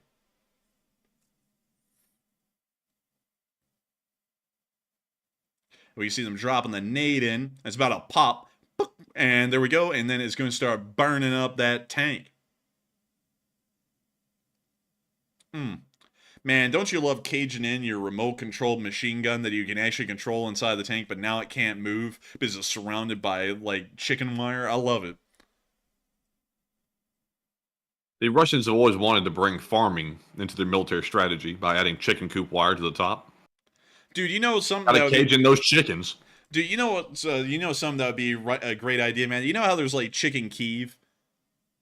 Yes. Okay, so hear me out. How about this for marketing? Chicken Moscow. We put the chickens inside of the cope cages on top of these tanks, and when they get hit, and when they inevitably catch on fire like they are right now and roast, they end up roasting the chickens on top, and thus Chicken Moscow. Chicken Moscow. That could be good. Or it could be Moscow. Where's the beef? Ooh, Moscow. Too poor for beef. That's what, anyways, like we can see the tank continuing to burn. Don't forget about Pigeon Forge, guys. Don't forget about them. Don't forget about Pigeon Forge, folks. We gotta help out them pigeon toes. Moving on from that and down near Berdichi, we also got to see a house getting hit near Avdiivka. People are calling this thing whatever they want. It was actually called a Stug in the video caption here, which is an interesting name. I mean, it's not that off, but I've seen people call them turtles. We call them houses. Some people call them Stugs. Some people call them barns. I've heard a million names for this thing. There's no like central naming covenant for this vehicle yet, and I think we're going to have to get with the homeowners association and get a covenant for this specific thing. But we can see the tank here burning. And, looks like not even the hulls is protected from being destroyed. You know, they really turned those into larger ovens because they, like, enclosed them with the metal. You couldn't build a better oven. Like, they could actually get in that business when the war's over. It's like smoking those meats. Dude, they call that the Russian oven is like the Dutch oven, but better. It's Mark bigger. Zuckerberg would love to get his hands on that smoker. He put some Sweet Baby Ray's on it. Dude, he's gonna be smoking the meats. He's gonna be, you know, he would be like crazily like lathering the steel with baby rays or whatever. But anyways, that's the end of that clip right there, and we're gonna be moving on from that and into our next one down at Tenenke, where we got to see a BTR-82 burning near the village of Tenenke. That's why I was located near Tenenke. But there it is, toasting. Anyone want to inhale that smoke, that delicious smoke? But moving on from that and into our next clip down near Staromykhalivka, we also got to see a damaged T-62M. A T-62M that was a Hals, but now is no longer a Hals. It's a Russian Holm. But that's the end of that little clip. And moving even further on down the lines towards Novomykhalivka, we got to see another Hals crisping. And that is crisping with the tire, making it nice and warm, yeah, and also toxic. But moving on from that and into the next clip, a little bit further down the line, and down near the area of Novomykhalivka, we got to see the electronic warfare system was destroyed. Here's the clip. Alright, we're going to be muting that.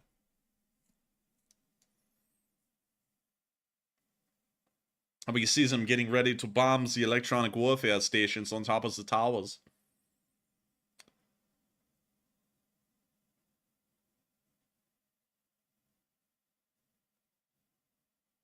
They call this little maneuver the Blitzkrieg. They call this little maneuver the Schützengeleiten-Meitenpeiten. Or something like that, some German-sounding thing. But anyways. They said, can we please go get some Eisgern? Dude, German words are ridiculously long, dude. It'll be something like tank destroyer, and then they'll say Sturmgeschützen, and it's like, damn. It's like, okay, it's like, or Panzerkampfwagen, and that means tank. It's like, the words are crazy long, but I like them. I think they sound cool. Have you ever heard the phrase "Ich habe Eisgern"? Do you know what that means? I have a something. I have ice cream. I haven't heard that one before. I've heard this one though. Ich haben Handgranaten. That's something like that. It's like, Wait a minute, have you heard this one though? Geschlagen in Deutschland. But anyways, moving on from there and up into the area of Kyiv, we were able to hear that the air defense did their job. 18 Shahed 136s were shot down, and of course, who better to hear that from than from President Volodymyr Zelensky himself? Let me get y'all to that little peach. And here we go. Here is the peach. Oh, and it's a long one. Thank God. It's a long one. All right, time to go get a drink of water. But anyways, without further ado, here's the speech. Бажаю здоров'я, шановні українці, українки. Сьогодні день дав нам більше можливостей. Перше, головком Олександр Сирський, він доповів про ситуацію в районах бойових дій. Донеччина, Харківщина, там, де зараз найважче. Він перебуває якраз в ключових місцях боїв, працює з бригадами на бойових позиціях. Ще поки рано робити висновки, але ситуація контрольована. Наші воїни, вони знищують окупанта, який намагається просуватись. Все достатньо напружено, але ми посилили напрямки, зокрема Харківський. І зараз багато воїнів, саме харків'ян, стали на захист Харківщини. Вони роблять свою справу. Я дякую кожному за ефективність. Друге, міжнародні перемовини. Була сьогодні зустріч із державним секретарем США Блінкеном. Розмова передусім про наш захист і, зокрема, про постачання американської оборонної підтримки. Нам потрібне помітне прискорення постачання. Зараз надто багато часу минає між оголошенням пакетів і реальною появою зброї на передовій. Важливо зробити реалізацію рішень і логістику більш оперативними.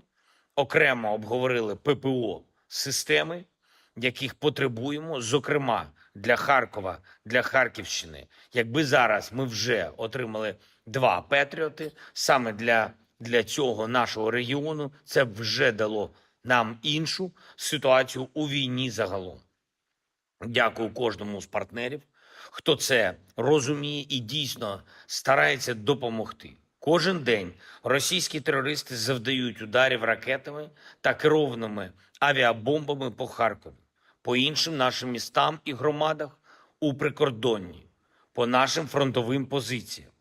Критично потрібно збільшувати потенціал нашої ППО, нашої авіації, зокрема і розширювати коаліцію винищувачів, прискорювати тренування і постачання, щоб дати захист від російського терору. Ми знаємо, які реальні можливості є у партнерів. Потрібні чіткі політичні рішення.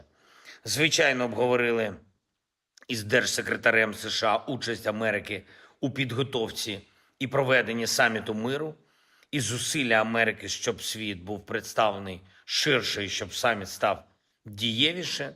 Зараз такі умови, коли абсолютно реально, щоб світова більшість почала примушувати Росію до миру, до справжнього миру. Ми бачимо, які ставки зараз робить Путін. Він прагне повністю адаптувати Росію до війни і розширювати війну, збільшувати тиск. Але це наш тиск, спільний тиск усіх в світі, хто протистоїть війні.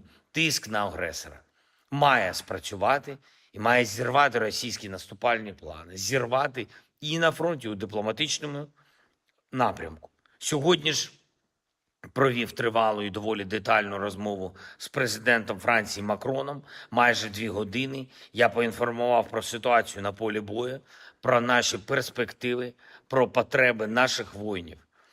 Еммануель, пан президент, підтвердив свою участь в саміті миру.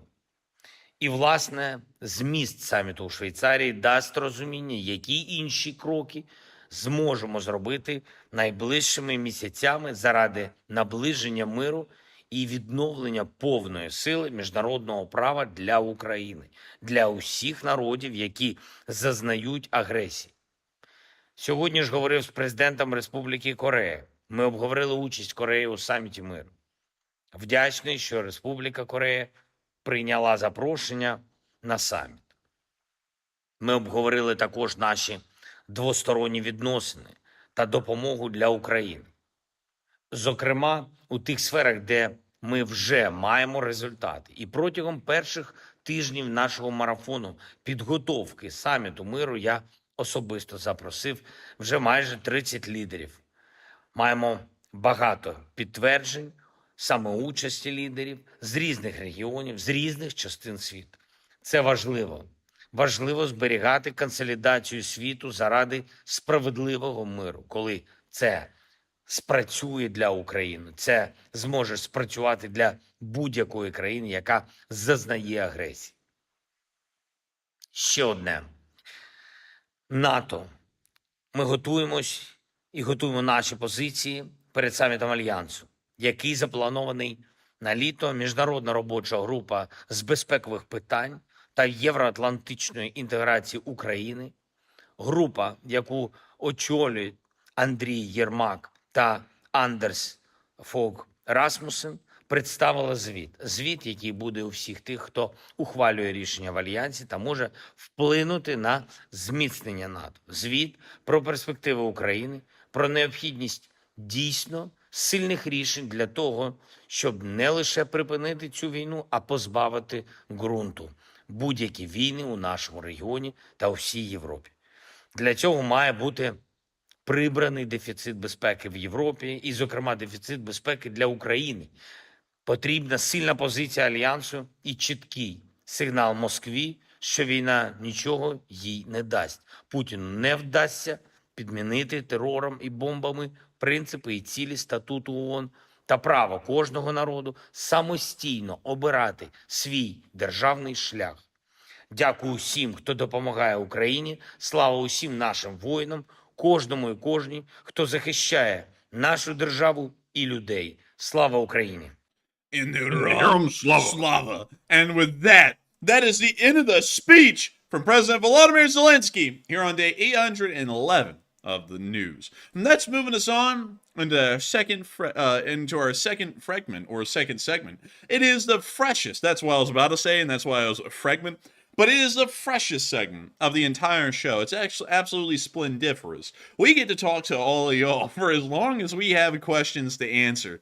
On the Sunday Night Fundraise, we actually answered every single live chat that we had. And also, I saw when we were leaving that someone said, man, they answer every single live chat but mine. And I hate to say this, we do not answer every single question in the chat because there are 19,000 of them a night. You have to @Enforcer Matt, and he has to put it in the spreadsheet for it to count as a question.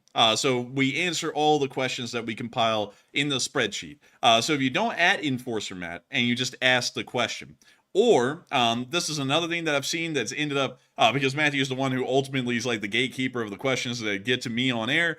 When people ask a question in the chat, Matthew will probably put in the spreadsheet, and then some people decide the best thing to do is just start spamming that same question every like 30 seconds. And that usually ends up, for some reason, making sure those questions are not answered. Most likely because people are impatient. And, you know, patience is key because we have many questions and we will get to as many of them as we can, if not all of them.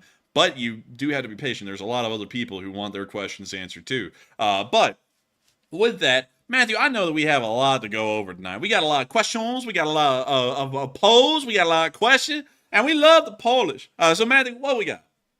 All right. So we have a poll left here, and it says Poland says it can't give Patriot systems to Ukraine because Poland hasn't even received a full one. And what are your thoughts? 36% said, wow, Poland doesn't have a Patriot? Is that serious? And 35% said Poland can't sacrifice its security. And 21% said Poland should give what they have.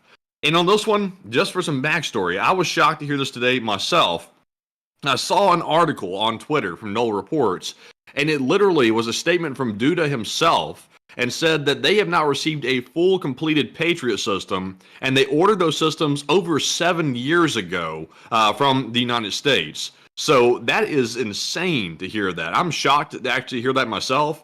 And that's a joke. Like, Poland should have received those systems by now, and why they have not been delivered, considering the seriousness of the crises around the world right now, is shocking to me. So I'm with the 36%. I'm shocked Poland doesn't have one, and Poland can't give what they don't have. So that's that. But Enforcer, what say you? I have to say, it's a damnable shame, because they did order a lot of them. They have a lot of air defense systems that they've ordered, and it takes a while to fulfill contracts. Like, they're not fulfilled overnight. It's not like Amazon where you buy like 100 squibbits and you get like 100 squibbits tomorrow. Like, these systems have to be built and then introduced over years. But 7 years? I mean, like, they've actually been on back order for 7 years? I mean, that's actually ridiculous. I don't know what's created the holdup, but I would have to say it is really hard for Poland to give some that they don't even have in the first place, because it's not like they get materialized patriots out of thin air. I mean, the Polish are great, but they're not that great. And also some people say, U.S. corruption? I saw that. How in the world does U.S. corruption have to do with a private company filling out an order? Like, the company that makes the Patriot isn't the U.S. government. Like, it, because I know it's about to be coming around the corner. So I was about to say, oh, the crooked government. Like the government only tells the companies who they can and can't sell to. Beyond that, filling out the orders and everything, that's up to the company. Because it's a private matter at that point in between that company and the foreign state. So I would say, sounds as though the company that's making them either oversold and they're not able to fill out all of their orders, or they are just dragging their ass and not making them. Who knows which one it is? But you know, that doesn't sound that great, and that's shocking to hear that they don't even have any of their own after ordering them 7 years ago. And so with that, I hope that does address that well. I hope that does address that incredibly well. And also someone said, are you serious? Look at Boeing. That's not government corruption. That's private entity corruption. That's because Boeing sucks. It's like, it has nothing to do with the U.S. government. It has nothing to do with the U.S. corruption. That's just a company that sucks. And you know, people try and cover up for it the best they can, but also you can't blame that on government corruption, because right now there is a congressional, I believe, Matthew, if I'm correct, a congressional inquiry into the matter, and whistleblowers are getting whacked like it's the mob days. So, you know, I don't know what's happening to the whistleblowers, but they don't seem to be lasting too long. Man, those whistleblowers have got less of a shelf life on them than most things at the grocery store these days. I mean, they go up there and they go, yeah, Boeing's got some problems. And then the next day, shockingly, he stepped on a needle and got tetanus and died overnight. Like, he's just dead now. And it's like, dang, like that quick? Like, it's kind of crazy. Now, have you seen it, Matthew, what Boeing's doing with the PR stuff? Like, now when the whistleblowers are coming forward, they're actually applauding them. It's like, what? Dude, they're applauding. They're going, yay, our hitmen stay in business. Yeah, it's like, man, it's a pretty rough world out there to be a Boeing whistleblower. I mean, it's more dangerous than being on the front lines in Ukraine these days. But anyways, that has nothing to do with U.S. government corruption. That's more so to do with the incompetence of Boeing. But with that, I hope that does address that fairly well. And with that, we are on to the next one. All right, so we're now moving back into our Super Chat segment. And our first one of the last segment, not the night, but the first segment, or last segment. This one goes to Danny3648, who puts in a $41 donation. And huge shout out to you, Danny, for that generous support also. He says, I got my mug today. Mug today, he says. Does the happy dance. He's doing the happy dance. He says, thank you very much, guys, and thank you for being you. You are amazing. And a question from the chat, please. And thank you so much for the support and the incredibly kind words as well, because folks like you helped to make this thing possible, and you wouldn't even be able to have the amazing kind words that we could thank you for if it wasn't for folks like you enjoying this channel enough to support it and help to make this thing possible. It's crazy to think that y'all enjoy this channel so much that y'all help it to keep running. Y'all are the only thing that helps this thing to be possible, and I can't thank you enough for that. And also, Matthew, can you reread that one again, just so that way I can make sure that I heard everything correctly?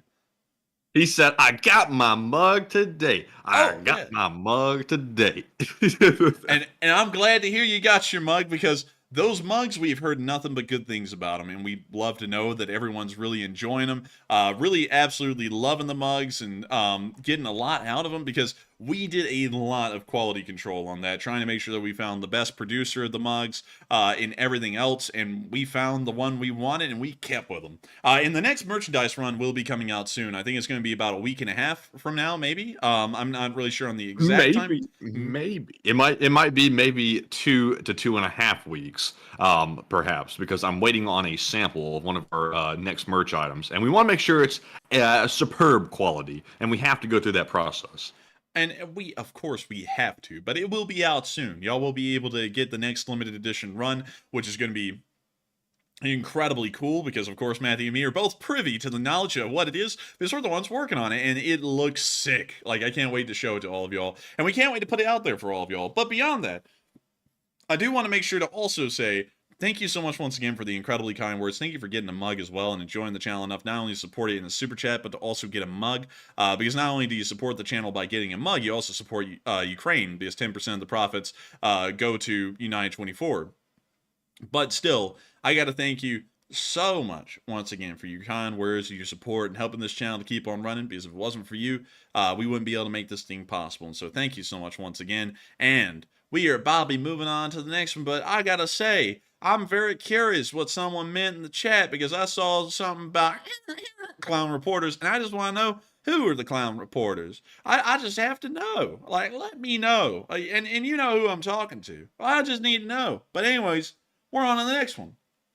All right, and our next one goes to Sergeant Carnage, who puts in a $20 donation. And thank you very much, Sergeant Carnage, for that support, as always. And I don't think he left a comment, but let me go back and look, though, because I'm, like, have an odd feeling about this one. Let's see here. He left a super sticker that said, "You're amazing," with the YouTube pair going berserk with the cane. So, but thank you very much, Sergeant Carnage. It's very much appreciated. And Enforcer, what say you? What see you? What see me? I see. Whoa. I see that. But beyond that, thank you so much for the massive amount of support, Sergeant Carnage, and thank you for throwing in a super sticker. You're helping to keep this channel possible, and you're helping us to stay amazing. Thanks to your support, you're helping us to stay on air and be on that grind 6 days a week, really 7 days a week, because while we're not on air on Monday, we're still working on stuff behind the scenes on Monday. But nevertheless, thank you so much once again for support, Sergeant Carnage, and helping this channel to keep on running. And we are greatly appreciative of it. And I got to thank you so much once again. I hope that does address that quite well. And with that, we are on to the next one. All right, and our next one goes to Robert Harrington, another longtime channel legend. He puts in a 20 and says, Enforcer Matt, Ukraine needs vehicles and drones. And any thought on the LSA teaming up to fund for this equipment? And many of us are willing to help donate. And thanks to LSA. And thank you so much for the support. And thank you for an interesting question. And that is one that we've answered a lot in the past. And people always get offended when I answer it, but I'll answer it the way I look at it. And this is why we kind of don't team up with anyone to help fundraise for anything or help out with that kind of stuff. And we do our fundraisers on our own, and we do them in a very specific way, is because while nowadays a lot of people think, oh yeah, the so-and-so group looks well-founded, and it looks like they're doing good, you never really know, especially if they're not registered in the United States as a 501c nonprofit. I believe it's a 501c3 nonprofit. There's really no paper trail on any of that to confirm anything. So we could end up fundraising for someone and it looks good publicly, and then find out in a year's time that there was some kind of a massive money laundering thing going on with that, or who knows, because that has happened several times through the war, and people end up getting burned by that, and a lot of people end up getting hurt by that. And so we generally avoid that. As you'll know, Robert, because you've been here for a long time, we always run our fundraisers through YouTube Give, so it's built into the YouTube system. No one has to ask the question, where does the money go? Because everyone knows that the money goes directly to a bank account managed by YouTube, and then YouTube sends the money forward to the nonprofit we raise money for. That's one of the reasons why we do it that way, so that way it's fully transparent. YouTube's running really the money side of things. We don't even touch a cent, so it's pretty straightforward and transparent. We've thought about fundraising for trucks and drones and stuff, but the thing about trucks and drones is that their impact is, in smaller numbers, fairly limited. Trucks and drones only last less than 2 weeks each on the front lines and frontline conditions, meaning that if we were to raise, say, $5,000, we help out one Ukrainian squad with transportation for about maybe 2 weeks or less, and then that truck is gone. And if it's a drone, it could be even less time than 2 weeks. It could be about a week until that drone ends up getting shot down or destroyed in frontline action. And so for the amount of help that we do with those kinds of things is actually quite limited because it helps out such a small number of people, and it also costs such an extremely large amount of money to help out like that. As far as So helping, you think the vehicles and the like larger equipment should be left to the government funding because they have more unlimited money, not unlimited, but they have like wider resources. yeah, that's largely what I think. And also on top of that, United 24 has made it very clear through their documentaries in Ukraine that over 90% of all drones that the Ukrainian armed forces use are supplied by Ukraine, and then out of the rest of them, a lot of the remainder of that 10% that isn't provided from inside of Ukraine domestically, out of that 10%, the majority of it, I think it's like 7%, end up coming from foreign countries donating drones to Ukraine, and then the remaining 3% or less is groups doing massive efforts online to send drones forward. So as far as a percentage amount of actual help or support it's doing, it's not really a lot for the amount of monumental effort that has to be done on the internet for it. So really, in my opinion, that's something more so for governments, or more so for United 24 to directly do, because United 24 also directly buys a lot of these drones and then sends them to the units. On top of that, that's run by the Ukrainian government, so there's no questionability of what's happening there because it's run by a government organization. But with like trucks. With trucks are even more expensive. At a minimum, they're $5,000. They last less than 2 weeks, and they don't really transport much. Like a pickup truck can only transport maybe 4 or 5 guys at best, so it's about half of a squad, and then that vehicle only lasts for 2 weeks. When we support a humanitarian organization, though, like say Save the Children, and we end up raising like $17,000 for them, like we did about 2 weeks ago, that is huge help for Save the Children, because it's a lot cheaper to do things on a humanitarian level than it is on the military level. So while thousands of dollars on the military level will only help out a few people, thousands of dollars on the humanitarian level can end up helping out hundreds of people. So we end up having a much more positive impact on the humanitarian side of things with the same amount of funds than we do on the military side of things, because the military or really national governments have a lot more money to throw around and also a lot more equipment to throw around, and that's why they can help out a lot more on the military level than on the humanitarian level. So I hope that kind of addresses that well. We have thought about it, but there's really no way to do that through YouTube Give, because YouTube Give only allows us to fundraise with humanitarian organizations as well. So our hands are kind of tied if we want to do anything through YouTube, and that's how we've always run our fundraiser since the dawn of time.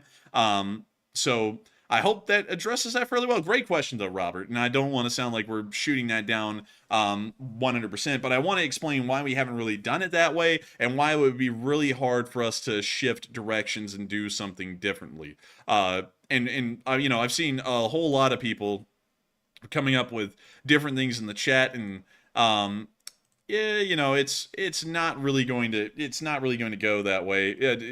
I don't see in the future us actually supporting anything that sends trucks or drones to Ukraine in any kind of a number, because the amount of impact that we have doing that is quite small compared to the amount of impact that we have on the humanitarian level. Also, another thing that I have to say is that while everyone on the internet is really focused on helping out the soldiers because it looks cool and it gets them the heck and chonker updates, the thing is that everyone's helping the soldiers. No one's really helping anyone on the humanitarian level in Ukraine. So people will sit there on their channel and go, "Oh my God, Kharkiv got hit again and 5 people got wounded. Oh my God." And then once they get moved in the hospital, screw those people. Here's another drone for the army. And it's like, with like that $3,000 you put in that drone, you could have put that $3,000 into a fundraiser for, say, Revive Soldiers of Ukraine. You could have ended up helping out those people in the hospital, or you could have put it into any nonprofit that does stuff like that and ended up helping them that way, helping people who are civilians that are really getting no help from anyone at this point, because no one thinks about the civilians. Everyone just throws them to the curb to try and get the cool look of supporting the soldiers, which, no disrespect to the soldiers, but that's usually up to national governments to support the militaries of foreign nations. And on top of that, the civilians are getting completely overlooked at this point and are getting really no support from anyone anywhere. So with that, I hope that does address that fairly well. And thank you once again for support, Robert Harrington, and helping this channel to keep on running. And with that, we are on to the next one. All right, and our next one is going to go to not for one, yet for all Ukraine. who puts in a $20 donation. It says, hello there, enforcers, and hello to you as well. They said, thank you so much for the constant updates. And you boys give hope to this generation. And thank you very much. That's very kind words. He said, you've been raised well. And thank you, Enforcer Mother. And the 23rd Southern Florida Brigade signing out, and Slava Ukraine. Hey, and thank you so much for the support, and hello there to you. And also, no problem at all. We love doing this, and I honestly couldn't think of being anywhere else every single night rather than being on this show covering this kind of news. And also, thank you so much for saying that we give hope to this generation, because, you know, a lot of people aren't really like us in generations before or now. And I got to say, that's incredibly high praise, and I thank you so much for it. And also, thank you for saying that we've been raised well. I will have to give a lot of credit to me mama and me papa, because they both helped out massively in molding us into who we are nowadays. Because if it wasn't for them, we wouldn't be who we are. But you know, then again, we're just kind of unique. Matthew and me are also unique as well, because they didn't turn me into a history nut. I was just like that on my own. But beyond that, the mannerisms and everything else, that is heavily attributed to my mom and dad, who helped me out massively. A huge shout out to both of them, and a huge thanks to both of them for, you know, raising us the way we were. That was an incredible, great thing that they did. And also,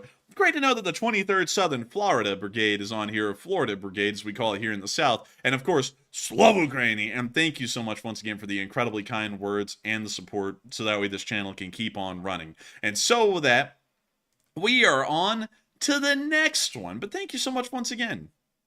All right, and the next one here goes to Blue Flam 777 LSA, who puts in a $20 donation. And thank you very much, Blue Flam, for that support. Hey! And let's see what he's got to say. He says, what did the orc say when he saw a drone flying overhead? He said, oh, it's an angle. Slav Ukraine, LSA. Question to the chat. I don't get it, Blade. It's a angle. I don't get it, Blade. I thought you meant to say it's an angel. Oh. Well, well, You don't get it? I still don't get it. I mean, I just think it meant an angle means angel, I think. That's all I understand it to mean. Very well. Sadly, I didn't get that one, Blue Flame 777, but I do thank you for the massive support. And Blue Flame said angel. Yeah, that was it. Oh, okay. Oh, Blue. But still, thank you so much for the support, Blue Flame 777. Thank you for throwing in a good joke. I respect a good joke here and there. It's just that I didn't get it the first few times. But nevertheless, thank you so much once again for helping this channel to keep on running. Thank you for helping us to make this thing possible. And of course, we will make sure to get a live chat sponsored by none other than you, Blue Flame. And so what do we got, Matthew? In the live chat question is going to go to Teresa, who says, should we worry that Shoigu's replacement might actually know what he's doing? Oh, and trust me, he doesn't know. He has no idea. He's a crypto bro. I mean, he has no idea. And the banker man is going to have no idea how to do anything. And so that, I hope that does address that fairly well. Very short, cut and dry answer. Absolutely not. I don't even really have to get that deep into it. It's just that this guy will have no damn clue what he's doing. And it'll probably show as the war keeps going. But still, thank you so much once again for support and helping this channel to keep on running. And also, I saw someone say something I got to address. Howard Turgle said, it's not like you broke your mama's heart saying bye-bye to law school, LOL. I don't know if that's serious or not, but our mama's actually the one who wanted us to drop out of law school. She hated it, and hated how monotonous it was for both of us and how much we didn't like it. So she was the first one to actually want us to leave before Matthew and me ever actually wanted to leave. So with that, I hope that does address that fairly well. And with that, we're going to be moving on into the next one. But what do we got, Matthew? All right, so real quick, let's address the poll that I put up. I was curious to see what the audience thought. The question is, how do you prefer to support the Ukrainians? It looks like almost a pretty evenly split poll all the way across. So a lot of varying responses here. It looks like 41% said buy trucks and drones for Ukrainian forces, while 35% said I don't care, I just want to help. And 25% said buy humanitarian aid for civilians.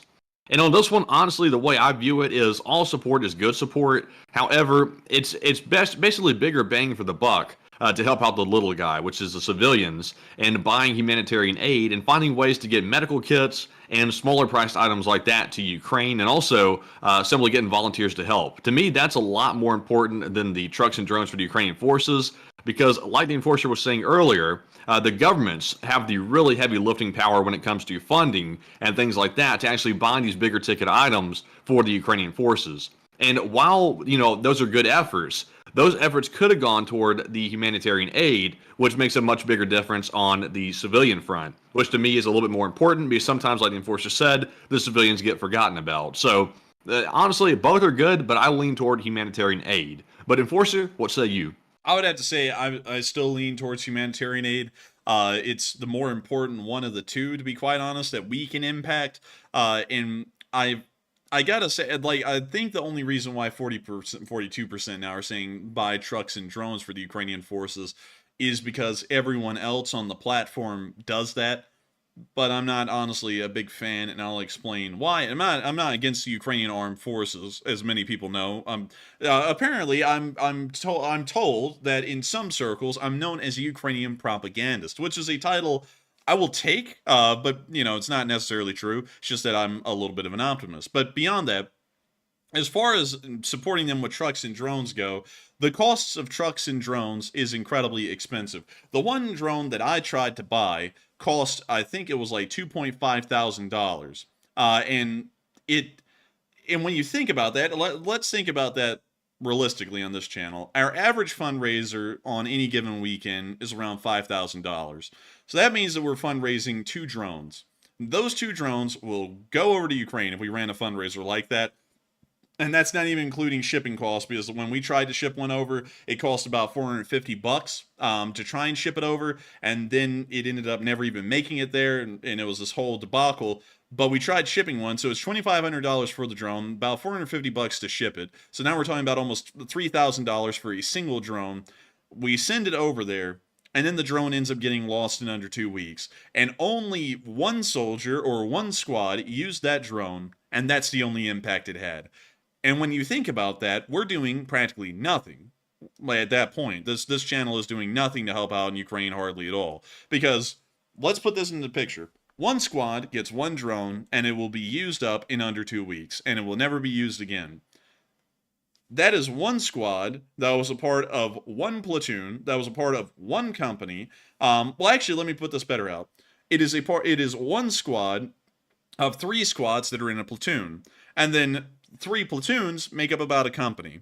And then I believe it's like 8 companies make up a battalion. And then several battalions make up a regiment. And then out of those several regiments, I believe there's like maybe 5 or 6 regiments, that makes up a brigade. And then a division is made up of multiple brigades, something around like 5 of them. And then that division is then put into a corps. And then that corps is a part of an army. And there are several armies in Ukraine. And out of all that, we are affecting one squad at the most minute level for just about a week. And when you put it into that kind of a perspective, that is not even a drop in the bucket. That is a literal atom being put into the bucket in terms of doing anything in Ukraine. And it just will not help out a massive amount. And a truck won't really do that either. If we only got 1 or 2 trucks, those 1 or 2 trucks are gone within 2 weeks. And they're only moving around about half of a squad for that 2 weeks until the vehicle is lost. And so when you put it in that perspective, the kind of money that this channel would have to raise every single week to not even get close to having a drop in the bucket, we would have to raise tens of thousands, if not over $100,000 a week to have any kind of a real impact on the war effort in Ukraine. Beyond that, we're doing token service to have a good photo op on this channel, do absolutely nothing to improve any situation in Ukraine, and just look cool. That's what it really turns into. When we talk about humanitarian effort, on the other hand, it is helping out loads of people. Humanitarian effort isn't as glorious and cool looking as buying a drone or a truck. That everyone can agree on. But as far as how many people can get helped, a meal only costs about $2.50 in Ukraine, even less than that, to give someone a full meal that will feed them. And that means that it costs about $7.50 a day to feed someone properly in Ukraine 3 square meals a day, which is huge in the humanitarian world. That's $7.50 per person. And that means that, multiply that by 5, so you're looking at around maybe, let's see here, I'm trying to think, 35, something like that. It's about $35 to feed 5 people for a whole day.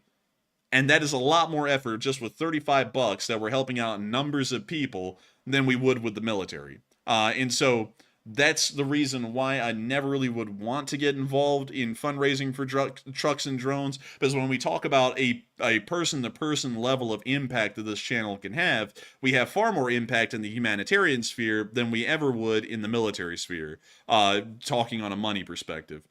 So with that, I hope that does address that the best I can. And of course, I'm not dissuading anyone who does help out with the military stuff. It's just that it's a realistic perspective to know it's not helping out a great deal. And on top of that, another thing is that when the U.S. military, let's put this out. The United States passes a $61 billion funding bill for Ukraine. $61 billion will go to them. And out of that, we already know that the first $6 billion drawdown, there are thousands of Humvees that are being sent over to Ukraine right now, and those Humvees do the same thing that the pickup trucks do, and maybe even a little bit better. Who knows? But when you talk about several thousand, the government just decides we're going to send several thousand Humvees to Ukraine, and each of them are about $5,000, which is about the same price as the truck. Let's say they sent just 8,000 of them, which is almost nothing. That costs $40 million to send 8,000 Humvees to Ukraine. And the government can just decide to do that in a split second. For this channel to even try and do something like that, we would have to run this channel for 100 years, running the fundraisers we run every Sunday, to have any kind of an impact. And those Humvees are going to be consumed so quickly, but that by the next time the drawdown comes around, $40 million of Humvees will have already been blown through. They will have been destroyed, or they will have broken down, and there will be no replacement parts for them. And that is the monumentous amount of money that would be needed to try and supply any drop-in-the-bucket impact on vehicles or drones, or anything on that category. And that's why it's better for us to stay on the humanitarian side, because we don't fundraise tens of millions of dollars on this channel every month or every week. We've raised about 1.3, I think it's like 1.35 million over the course of 811 days. So we're not even close to helping out at all in any big picture on a vehicle or drone category. But on the humanitarian side, that is literally huge. Like if we say $7.50 a day, let's just do the math on that. Let's say that all the support that we've ever raised in this channel went to giving one square meal to a Ukrainian, which is about $2.50. So 1.35 million divided by 2.5, that means that this channel has provided about 540,000 meals, if they're about $2.50 a piece, on the humanitarian level, while on the military level, if we only raised 1.35 million, that means that we would have provided over 811 days about 270 vehicles. So what's better, 270 Humvees or 540,000 meals? Which one seems more impactful for this channel to do? To me, it's the meals, or the humanitarian side of things, instead of the military side, because we can do so much less with the same amount of money on the military than we can with humanitarian efforts. And so with that... And also, one more thing I want to add, because I don't want to be misconstrued here. I just want to say this. I'll be honest with everyone. I really do not care for the majority of folks that are in the pro-Ukraine community, like the YouTubers. I don't really care for them. They've kind of bashed us in the past and things like that. But I will give credit where credit is due. And it's very impressive to see. I think it's like a couple 100,000 being raised or something like that to get these trucks. Even though I don't think it's the best bang for the buck, it is very important that these things are being raised for Ukraine.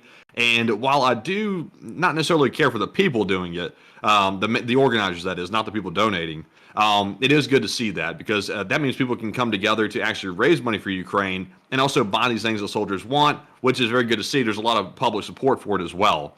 But I just want to add that in so I wasn't being misconstrued there on that. But anyways, jumping here into our next super chat, we have one from Jay Mackey, and he puts in a $20 donation. And thank you very much, Jay, for that support. Hey! And sadly, no comment to address, but of course, we appreciate it very much. And Enforcer, what say you?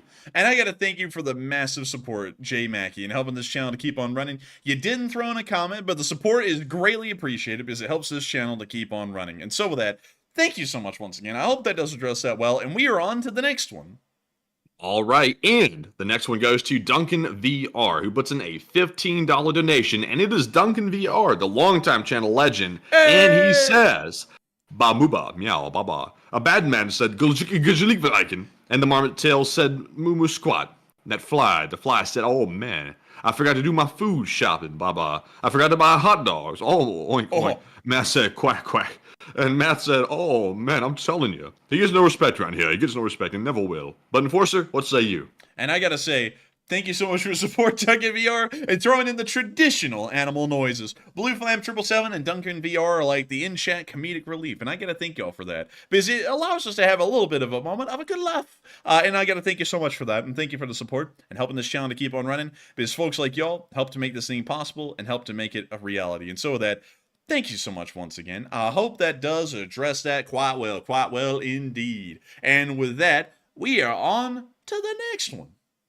All right, in our next one goes to AMX10 Speedy Bang Bang, who puts in a 10 and says Putin is seething, ha ha ha, and he's so desperate, trying to attack everywhere. And can we have a live chat question from the audience to celebrate Ukrainian defense? Of course we can have a live chat, and Putin is getting beat pretty badly everywhere, especially when we see the losses are reaching record highs over the past 2 days. It's not going that well in Kharkiv. They may be making a little bit of ground, but once again at insane losses. And so with that, I got to thank you so much for the support and helping this channel to keep on running, and also throwing in some kind words as well, and we will make sure to get you live chat. And so with that, what do we got, Matthew?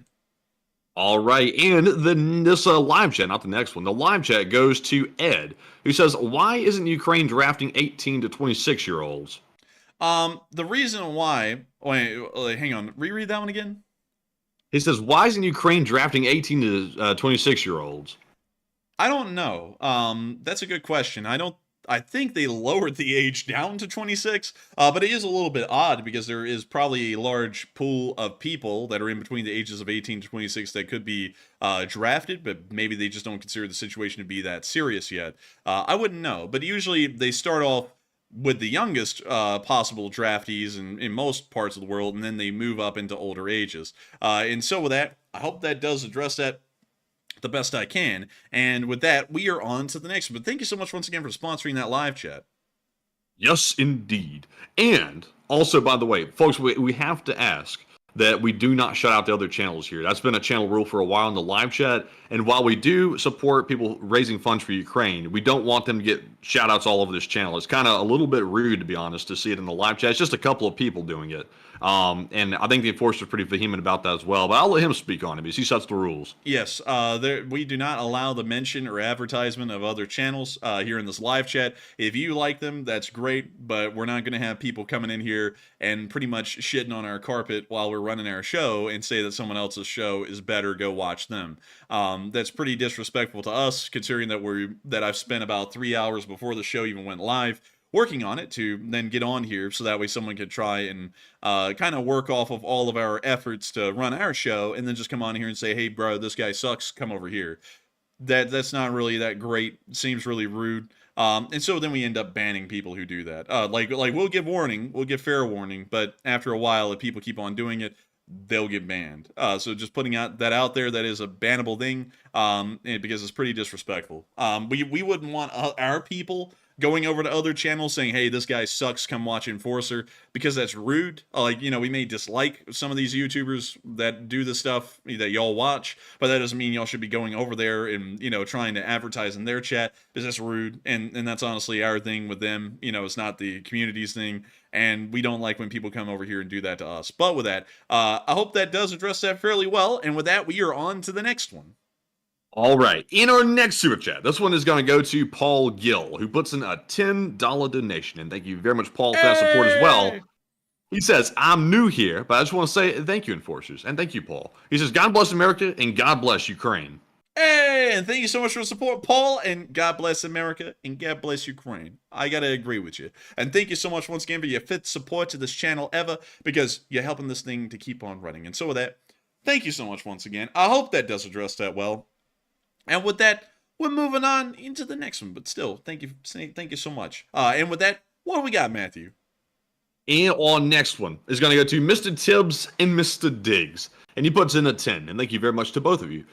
They said, is the border for Ukraine, the country, the same as the Ukraine, the Oblast, prior to 92? And also, he's got another question. And I thank you so much for the support, Mr. Tibbs and Diggs. And also, is the border for Ukraine, the country, the same as Ukraine, the Oblast prior to 92? You mean the 1991 borders? Because if you're talking about the borders of Ukraine are the ones that we see on Google Maps right now that have existed since its independence in 1991 from the Soviet Union. I hope that addresses that question fairly well, because I think that's what it may be asking. And also, what is the second question that Mr. Tibbs and Mr. Diggs had? He said, why do you not hear anything from Hungary, like crickets only? I don't really know. We don't really hear a lot from really any countries in particular. We don't really hear a lot from Romania either at any given time. And so I would just have to say they're kind of in the periphery, and that's why we don't really hear a lot about them or see a lot of them doing anything, because they're not really that important in the big picture. And so with that, I hope that does address that the best I can. And thank you so much once again for support, Mr. Tibbs and Mr. Diggs, and helping this channel be possible. Because folks like you help us to keep this thing running. And also, Defender Marcia said Ukraine was a republic of the USSR, not an oblast. If that's what they're asking, it certainly was not, because the Soviet Union is technically the United Soviet Socialist Republics, so it is a union of republics, is what the Soviet Union technically was, and the republics that existed within it all have the borders that they have in the modern day. Russia, Ukraine, Moldova, Belarus, Lithuania, Latvia, Estonia, Kazakhstan, Uzbekistan, Kyrgyzstan, Tajikistan, Turkmenistan, and then I believe there was Georgia, Armenia, and Azerbaijan as well, which were all part of the USSR. So all of that was a part of the USSR, but within the USSR, there were individual republics. So you would have the SSFR, which, well, actually, I believe it was something like that, the SFSR or something like that, the Soviet Federative Socialist Republic or something like that, and that was Ukraine. And then there was the Belarusian Soviet Republic, and then every country, well, every republic within the Soviet Union had its own specific name, it had its own specific flag, and it had its own specific anthem.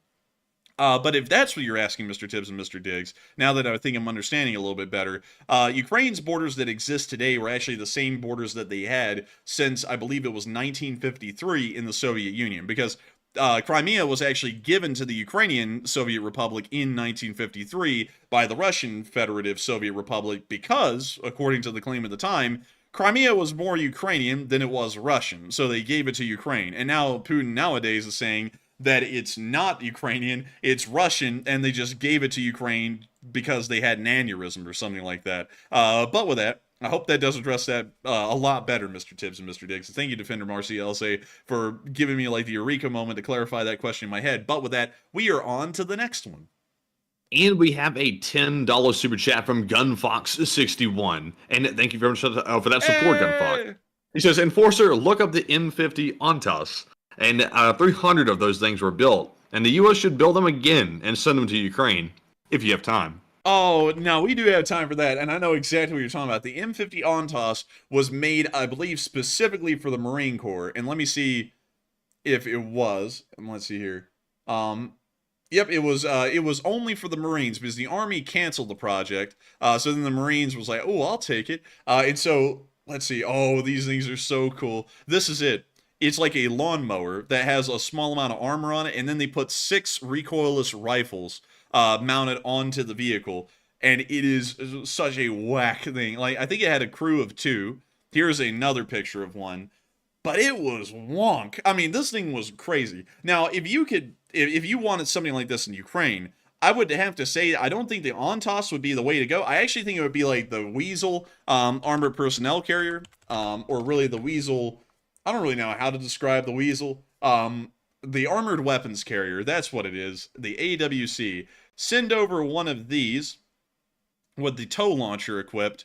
That would probably be better than the Ontas, because the recoilless rifles would be ineffective against most everything in the modern day, even against older Soviet equipment. The recoilless rifles wouldn't be that good, but getting a Weasel with a tow, it is the same size as the Ontas, I believe, and not only that, has much more firepower. But these things were so cool because they were used in Vietnam a pretty good bit by the Marine Corps, especially in urban environments, which is what's kind of cool about it, is that they would just drive this putt-putt lawnmower-like vehicle around a corner, and they just start blasting these recoilless rifles into a building or something. I mean, it was wild stuff. But I love these things just because of how weird and how unique they are. But still, Thank you, GunFox61, for the support and helping this channel to keep on running, because folks like you help to make this thing possible and also allow for me to go into quick little rabbit holes about cool little American vehicles like the Ontas. And so with that, we are on to the next one. And thank you so much once again. And the next one is going to go to Blue Flame 777 LSA once again, and he puts in a 10 this time. And thank you very much, Blue Flame, for that support. He says, I didn't know this was a political thing, but I saw a sign by the road that said, end road work, and thought, wow, people will protest anything these days. Love Ukraine. Question to the chat. I got that. That was a dad joke top tier. Man, that's like that blonde joke, you know, where they're driving to the Disney exit and it says Disney left, and then they start crying or something like that. It's like that joke. But I like it. I respect that one. That is a joke I can understand. And I gotta say, thank you so much once again for throwing in another splendiferous joke. We love those. And thank you so much once again for absolutely hammering it home. The best jokes we have in the chat. And so with that, thank you so much once again. And we will make sure to get a question from the live chat. And the live chat question goes to Howard, who says, are the Russians stepping up attacks before the F-16s arrive? Yes, they are. I don't know if it's in direct correlation with the arrival of the F-16, but they certainly are stepping up the attacks before the F-16 is arriving. I mean, just weeks before. And so with that, I hope that does address that the best I can. And thank you so much once again, Blue Flame, for sponsoring that live chat and helping this channel to keep on running. And with that, we are on to the next one. And this one goes to Gary, who puts in a 10. And thank you, Gary, for that support. He says, Gary, come home. He's home already. And Gary says, take a question from the live chat. And we shall, Gary. And thank you very much once again for that support. And the live chat question is going to go to, let's see here. It's going to go to 420, who says, do you think Gerasimov will come out of his bunker in Kapustin Yar? Come out of his bunker in Kapustin Yar?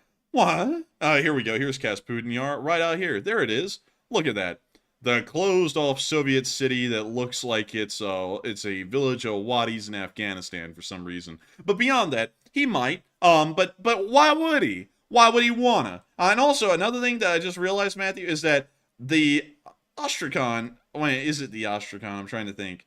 No, it's not the Astrakhan. It's the launch site in Kazakhstan. It's not that far away from Kapustin Yar, honestly, which is right over here. I never realized that, really, when I thought about it, but geographically, it's kind of close. But maybe he'll come out of his bunker. Maybe. But I'm down it a little, because it's so comfy out here in the middle of this, like, desert, pretty much. It's in southern Russia. And so with that, thank you so much once again for the support. I hope that does address that well, and thank you once again for helping this channel to keep on running.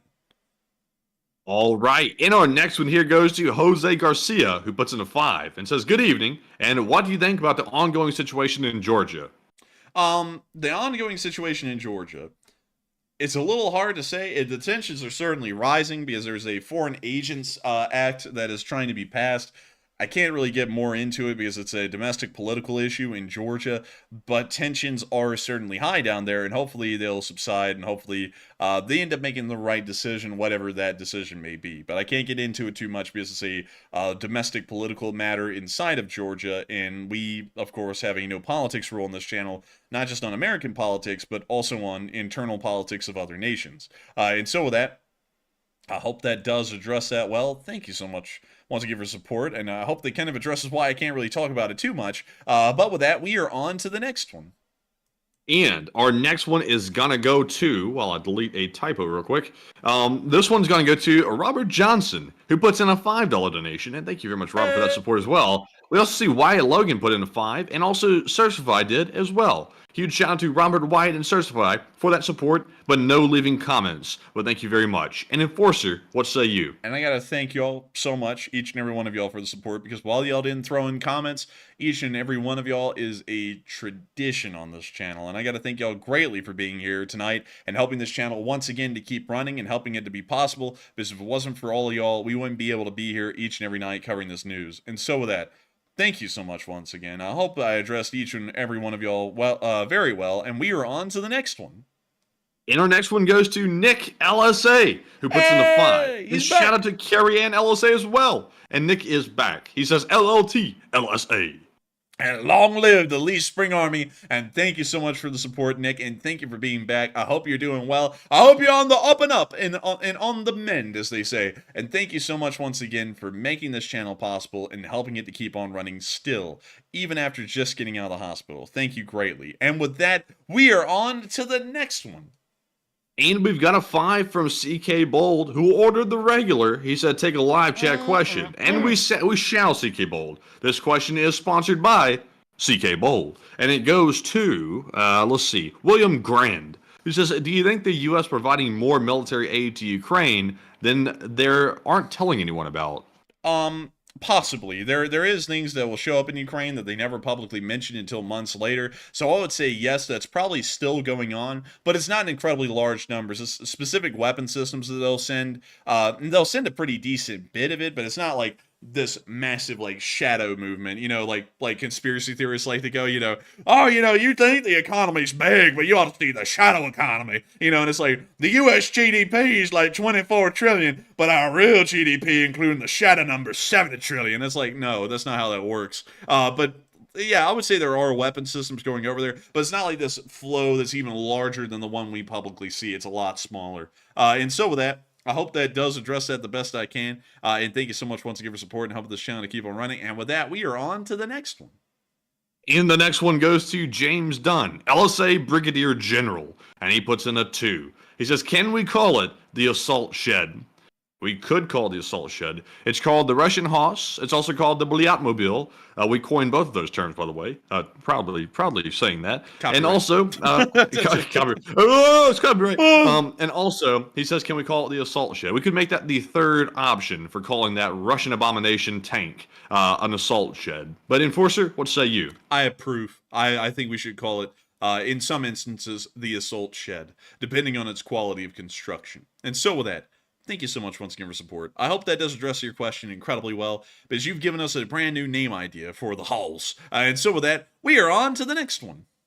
All right, and with that, that was all of our super chat questions. So we're now moving on to our live chat questions. And up first, we have the Morse code decoders of the stream. It's Cliff Simonson, Mark Hodges, Mark Hodges, Earl Bernew, Paul Schultz, Kevin J, Rumpelstiltskin, David Millsaps, and Toxic Bananas. And they said, Enforcer LSA Corps Morse Decipher says, Ukraine is conducting a massive attack on Crimea as we speak. Ukraine is not lost yet. Long live the LSA. And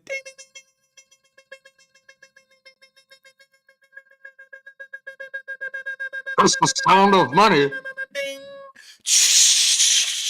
That is the sound of money. And y'all hit that down on the nail. Y'all hit the jackpot. That was the Morse code message of the night. I gotta congratulate y'all for getting that correct for 811 days of the war. And here's to another 811, baby. And so with that, thank y'all so much once again. That was really impressive of y'all to get that correct. Once again, 811 days in. And with that, we are on to our next super chat. All right, and we have a super chat this time from Ed, who puts in a 10. He says, hey, LSA, Irish Ed here. He says, can you do a hood review for me? My daughter just got into Temple. I was down there, and it was awful. Go a block or two and take a left down an alley. I want my daughter safe. All right, so, it's south of Waco. Goodness. Oh, goodness. Let's see here. So, we got Whistle Stop Park. Boy, that doesn't sound like you can make any jokes out of that at all. Let's see here. We got Halford Baseball Field. We got Le Quinte Inn. Let's see here. We got Future Q's. Billiards, karaoke, and dancing. Sounds like an upstanding institute. Let's see. We got BJ's. All right, that seems like something Chris's mom would do, but fair enough. And then we got, let's see, Temple Machine Shop, Temple Iron and Metal, the La Michoacana Meat Market. Interesting. But let's drop down in the middle of the town. Let's take a look at this place. Downtown. This isn't that well. Well, it's not that bad. It's kind of like downtown Birmingham, which isn't too bad. At least as long as you're there before dark. When it gets dark, things get dangerous. But let's see. I mean, this I'm is just saying, but has nobody really seen Alabama? Like this does not look bad. I've really honestly never seen anywhere in Texas that looks particularly dangerous. But I've only been to one place there, but it seems like pretty much a generally safe state, except for a handful of exceptions here and there, like parts of Houston. But this does not look bad. Like it doesn't look bad at all. Now let's go to the neighborhoods and let's go see.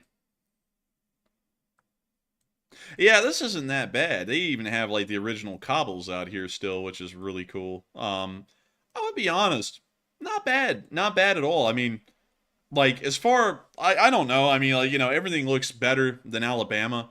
So I'd say it doesn't look bad to me. I mean, I would live here. I wouldn't complain. But And see, also Andy L say he just bought a new Grand Cherokee in Waco. Those are nice towns. Yes, Yeah. from what I've seen in Waco appears to be pretty nice. It's unfortunate that Waco got a bad rap because of a bad cult, not the cult of Matt, that was hanging around the area out there and sort of caused a ruckus. But rather than that, the place actually looks pretty decent. But I'm sure that people are probably scared of it because of the cult thing.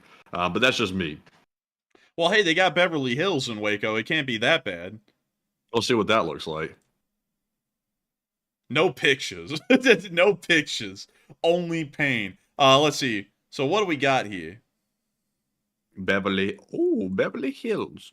Man, this really does look like Beverly Hills. Is this where Donna Olson's from? I'm just kidding. I'm just playing. Donna Olson's from the real Beverly Hills. But let's see here.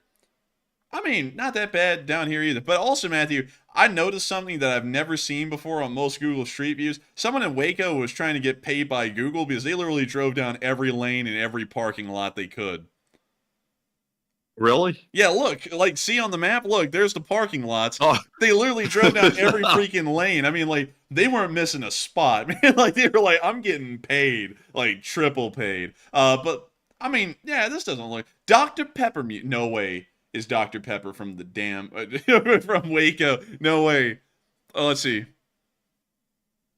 Oh, it's a bottling plant from Dr. Pepper. So this guy, we have a lot of those in Alabama too. I thought that was like where Dr. Pepper may be from. I was like, no way. Oh, Waco Gun Club.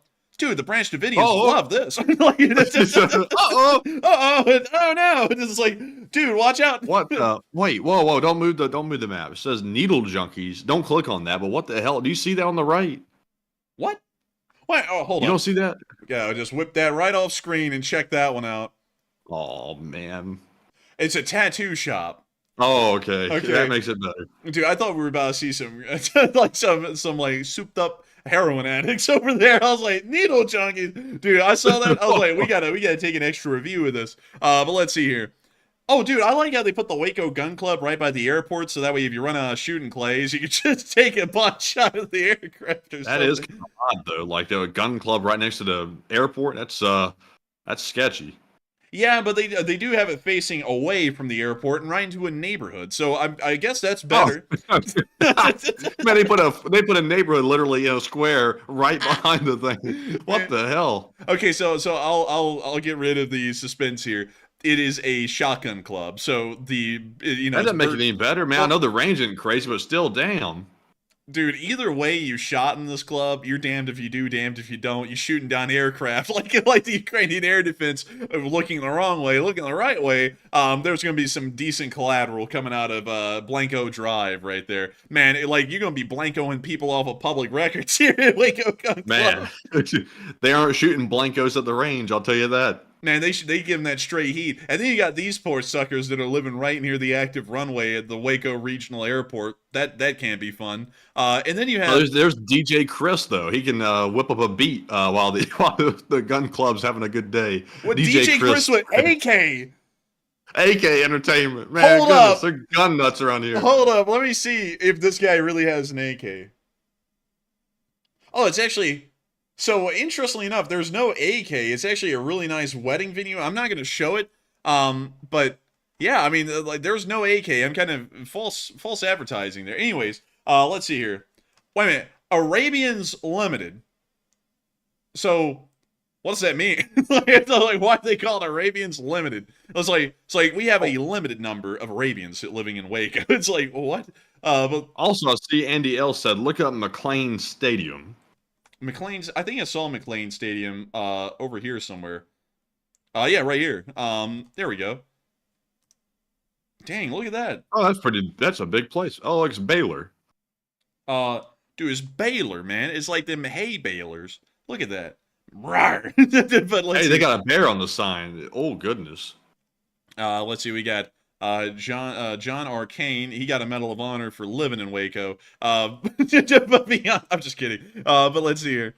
This actually is a really nice stadium.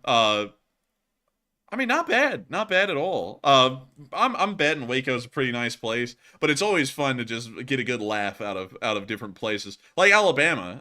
And also this railroad bridge has literally no railroad connection. Like they just kept it here, I guess, because it would be expensive to demolish it, maybe. Oh, Waco suspension bridge. Hang on, we got to take a look at this, dude. Waco's actually kind of cool. Like that's actually pretty neat. It's a suspension bridge from 1870.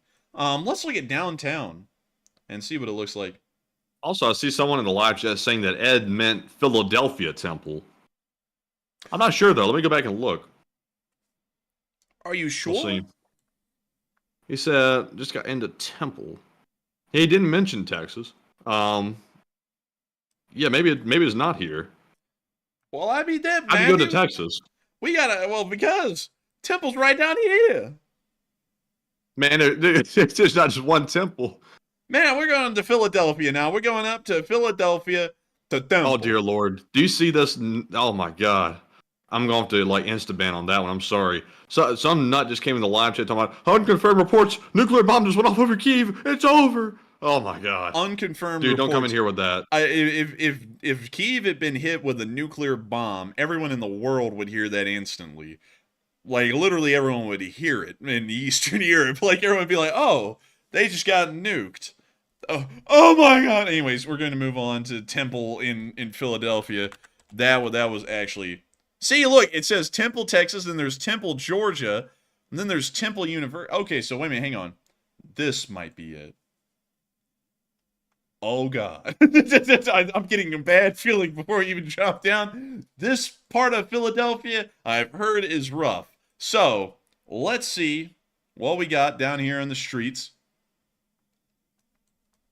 All right, so this isn't... Well, this is the university. We need to move a couple of streets over. How about this one? Oh, graffiti. All right. Yeah. Oh, yeah. Okay, we found it, folks. This is the place. Now, this does look kind of rough. I'm not going to lie. Like, even compared to Alabama, this is getting fairly rough. What is that across the street? Can we get a name? That is the George Washington Carver High School. Funnily enough, we actually have a high school in Montgomery, Alabama called the exact same thing.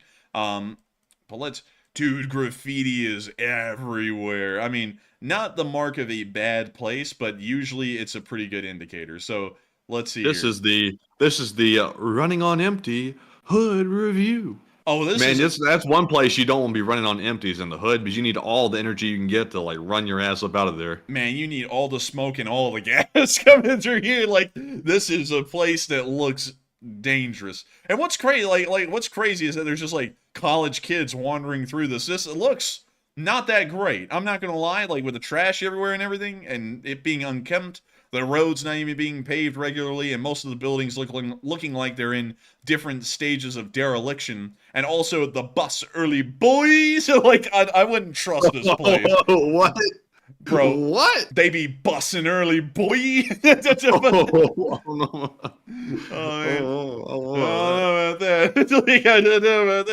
see. Oh, for sale. Let's see here. And then what else do we have coming down the street? We got that.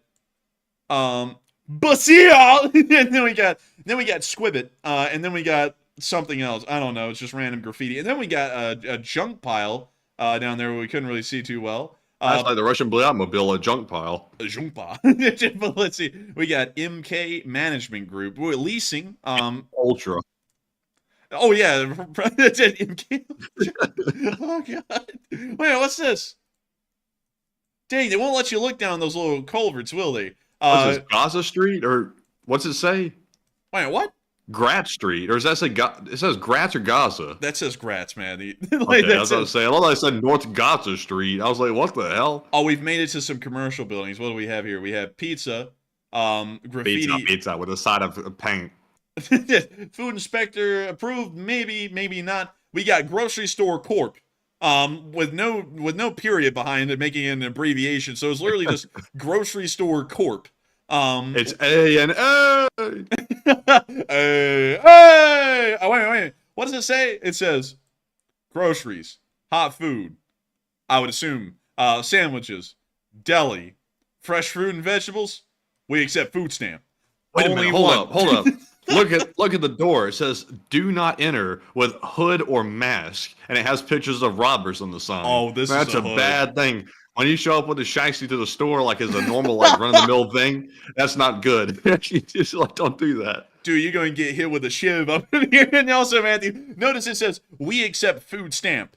Only one. Like you got to come into the store and pick your damn food stamp. You do not get to use more than one. So, like, I'm not gonna lie though, like they probably have busting food in here. Like really though, is these places like that always look a little sketchy on the outside, but they always have really good food in them.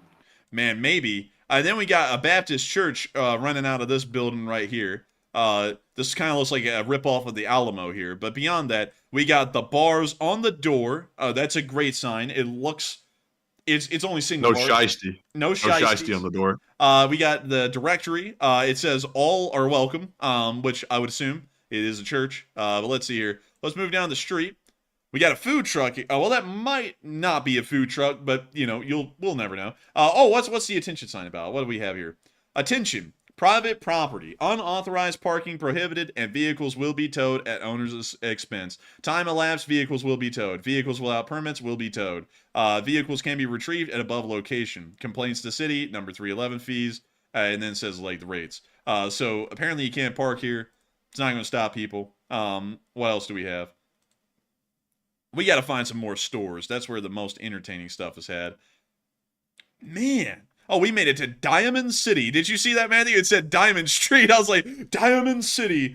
There it is. It's blocked by the damn traffic light, but it said Diamond Street. So we're going to go down Diamond Street, see if we can find ourselves a diamond. Let's see here. You know, I saw one time a fellow from the BBC called Louis Theroux. He went here to Philadelphia, and he did a little documentary on it like that, and it was pure chaos, and he went to the hood. But they call it Killadelphia. They don't call it Philadelphia because it's so dangerous. But did y'all know, even at that Birmingham, Alabama is more dangerous in the murder rate than this place? I gotta say, they hate us because they ain't us. Beyond that, man, they can't beat us when it comes to that murder rate. I'm telling you what. In Birmingham, murder is their favorite. But man, look at this. 20th Street Food Market. Soda, candy, milk, snacks. Sandwich, and more. It's like a singular sandwich, not sandwiches and more. It's just sandwich and more. Good luck at knowing which one. And then they also have water ice. That is like the most oxymoronic thing I've ever heard. Like, it's like, isn't ice made of water, and isn't water ice that's not chilled yet? It's like, isn't that a snow cone, you dumbass? Like, it's like, that's not water ice. That's a snow cone. But let's see. Wait a minute. What the hell? Did you see that sign? What was it? Impaired child area. What the hell does that goodness. mean? What? I've never seen a sign like that before in my life. What the hell does that mean? I don't even know, man. I'm not sure if I want to know. I don't even know. Like, I had never seen a sign say impaired child area. Like, I've seen slow kids at play, and that's about it. I've never seen impaired child area as a sign. We got a dumpster in front of the church. Wait a minute, what the hell? Is this not even a church? Verity Outreach. I don't know if this is a church. The branding looks a little bit too fleek, you know what I mean? But let's see here. What else do we have? A very slender building, like oddly slender. All of them are oddly slender. Look at this crap. China House. Chinese and American food. And that thing is locked up like Fort Knox. And what else do we have? Dude, this I will say this is actually a hood. Like, this is no doubt a hood. But we got Diamond Pharmacy. Free delivery. I'm not really sure if they're popping the normal kind of pills, but they're popping pills. And then we got, let's see here, Knowledge Tree, Child Development Center, state licensed after school program. That's very important in these parts because, you know, some of them might not be licensed. And then we have, let's see, another street. Looks like it may be. Oh, goodness, this street's getting worse. Yeah, it looks like it might be Vovchansk in the current day. Who knows? Well, let's see. Moving further on down, we got to find more commercial buildings. They're kind of like interspersed through the place. You know, I see a new potential for branding. You know how there's like Philadelphia cream cheese, you know? They can come up with a Philadelphia cream cheese. Man, I say Philadelphia creamed cheese. Like, as in you got creamed out here in these streets. But, man, and then there's like just a bunch of abandoned places where buildings were probably condemned and tore down, which is always a sign of a decaying city like Detroit. Rough. I mean, like, this place is legitimately bad. I mean, like, even compared to Alabama, this looks rough. Boy, bruv, this is worse than Birmingham. Oh, wait a minute, we finally got in our store. K&K Variety.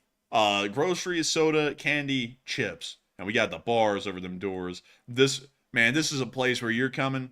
I mean, it's going to be rough. And also, someone said the sign means that the children are slow. Okay, so why in the world does everyone on the street have to know that? Like, why in the world do they have to have a sign for that? Because here in Alabama, there's never a sign for that. Like, why would you, like, I don't, like, to me, it seems like a bit of an embarrassment thing, you know, like, putting a sign out like that. Like, why in the world does everyone need to know? I don't know. I mean, like they're a child like any other child. I mean, if they're out in the street, you got to watch out for them like any other. So why in the world differentiate them with a sign? You know, like, I don't get it. But let's see here. What do we got? We got New Life, Food Market Inc. Dude, they love putting the ink and cork on things around here. They got a picture of some delicious, juicy subs, and below it says detergent. Dude, you thought that was delicious? Guess what? Dawn. It's Dawn. We put Dawn in your sub. Man, they're playing tricks on your mind out here. You're seeing these nice, juicy subs and food, and they're like, nah, detergent. Dude, look at this. Hot and cold food, groceries, dairy, snacks, drinks, vegetable, candy. I mean, they're covering everything, and then detergent. Like, it's like just food items and then detergent. It's like, oh, that's a mix. Let's see here. What else? Dude, I'm actually kind of like invested in this hood. Like, I actually want to see more of it. Let's see. We're going back kind of where we came, and Lurie Grocery. They got sandwiches too. Does everyone do like the same marketing in this part of Philadelphia? And then we got Beer Deli. Like, it was a brand new concept, beer and a deli. So that's brand spanking new. And wait, visit our free phone store. Oh, that's a scam. Like, that's a free scam. phone store. Man, look, can I have one of those free phones, free smartphone, free talk text, free unlimited data tablet program. Open. No, that is a scam. You never get a phone for free and all that. No. They just got an address on there. I didn't see any phone number. They said, come to this address, and you would find out. Man, that's because that was a little questionable. But we got Hong Kong Express. Looks like they're closed for the day. And then we got Lit Convenience Store. Open 7 days. And then the same. It's lit. Man, that should be lit. That's just like, you ain't seen no convenience store yet. But what do we got down here? Let's see, more Warzone.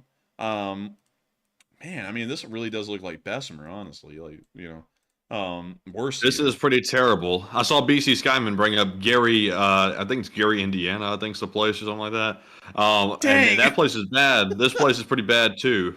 Man, we're going to go all across the country. We were in Texas, now we're in Philadelphia, and then we're going to be going to Indiana. We're going to stop at this store right here because we got a brand new kind of of an enterprise here. We got S&K Inc. I'd be damned, dude. If there's another store with an ink or a corp on it, I'm going to lose my mind. Tobacco shop. They got raw paper. Bro, they got that hookah. And they got flavor. Man, I don't want just paper. Give me that raw paper. As opposed to the natural paper or the processed paper from, you know. I want papayas. Man, I want to go back to the early days. I don't want that raw paper. Give me papaya. You mean papyrus? Not a papaya? Yeah, Dude, papyrus is fruit. You can write on either one if you're really desperate. Dude, wait a minute, dude. You go to school, you're not even taking notes on paper. You're just pulling out damn papayas and writing on it with a pen, you know. But Oh man. goodness gracious! This is look, it's the Paul. Hey, look, Paul McDonald's has a mini market now. Hey, look at that. And then they got ATM, hoagies, snacks, ice cream, cigarettes, beverages, bread, milk, sandwiches. They blurred out the poster's face. But let's see here. He must Something be about wage. What if that guy's on witness protection program? Like on that poster, they blurred out his face. But let's see here. What else do we have down here? It's just another street. Oh wait a minute. We got some interesting. We got a tent. Man, they're smoking the meats out here with Sweet Baby Ray's. Look at it. It's like they got a little cookout pin. And they got a whole container and everything. How'd they get the container? Hell if I know. The guy went like they're equipped. You know what? We'll cut it here. But The hospital's got like a freaking military fence around it. Dude, it almost has barbed wire on top of it. Like this fence could have barbed wire put on it easy. But yeah, I mean that. Let's take a look. That's a hospital or a school or something. I really don't know if it's a hospital at this point. This is an academy, so that is not a hospital. Dang, dude, my lord. I'll be honest with you.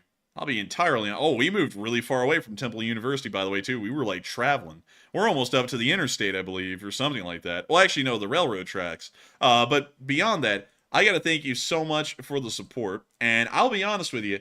Looks like a hood. I mean, like, I'm not gonna lie. It's like it looks a lot like a hood. So I would make sure to keep that in mind. Don't know what the laws are like in Philadelphia, but maybe pack the heat. But with that, I hope that does address that well. Thank you so much once again for support and helping this channel to keep on running. And thank you for giving us a truly interesting and an actual hood review, because folks throwing hood reviews these days, and they'll show us like the nicest suburb we've ever seen. And then we come here and it's a legitimate hood. Like this is a hood of hoods. But with that, it's still not as bad as the Tenderloin, which is further down. But still, thank you so much once again for the support, King of Prussia. And thank you once again for helping this channel to keep on running. And with that, we are on to the next one. All right. And also, I just realized, I didn't mean to worry Ed like crazy because he was asking about his daughter being there or anything like that. But to be honest, Ed, like, I would honestly conceal carry in that place if I lived there, because I would not be caught without a firearm on me at that place, because it looks very sketchy and it looks very dangerous. But that's just me personally. And also, I saw Bryant Rudy saying in the live chat, he said, how many cities in the United States do you think are in such a state of disrepair? A lot. Probably quite a bit. Probably most of them. Because I can tell you that Atlanta, Georgia, which is a close major city to us, is in pretty foul shape. You can't even go to the mall there without getting like basically mugged by the gangs. And they pretty much controlled the downtown part of the city, most of it at least. Here in Birmingham, it's rough. You can't even hardly walk down the street without getting harassed and heckled by people just hanging out on the sides of the road. And it's like that in Montgomery, Alabama as well. Pretty much every city that I know of around us is in rough shape. And that's pretty bad, because you really don't have anywhere to go that's not very bad like that. So it's unfortunate. It's unfortunate where America's gotten with the major cities. But unfortunately, it sounded like you had something to add. And, you know, most major cities are like that. But to be entirely honest, all major cities have always been like that since the dawn of time. I mean, because cities, big cities, are so large, there is always going to be slums and hoods in major cities. They'll never go away. Like, there's never a time in American history where there wasn't a slum or a hood. Like for example, this is a good one. New York City. Tell me one time in New York City's entire history, where a slum or a hood did not exist. Like there's always been one, because back in the 1870s, it was the area around Brighton Beach. And then it ended up going away, because then they ended up building Coney Island. And then when Coney Island declined in the 1920s, it went back to being a slum. And then Harlem was a slum for a good while as well. And then the Bronx is a slum, always largely has been a slum. And everything, it's just like that everywhere. I mean, it will never go away. Like, hell, even in Rome, in ancient Rome, there is some very clear evidence, written evidence at the time, that the slums of Rome were literally in between the major mansions. Like, it would be a slum, and then there'd just be a major mansion, a villa, and then it would go back to slums. Or if you really wanted to live in hell, you could live right about here, right on this side of the river, because this is where all of the the olive oil processing was done in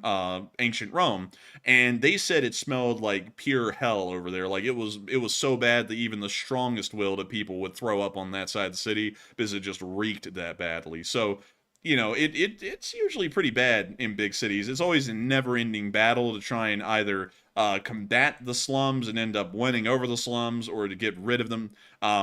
And it's just a never-ending issue. So most cities in the world are like that, even today. Like in London, for example, there are slums in London. There's slums in America. There's slums in Brazil. It's just like that everywhere.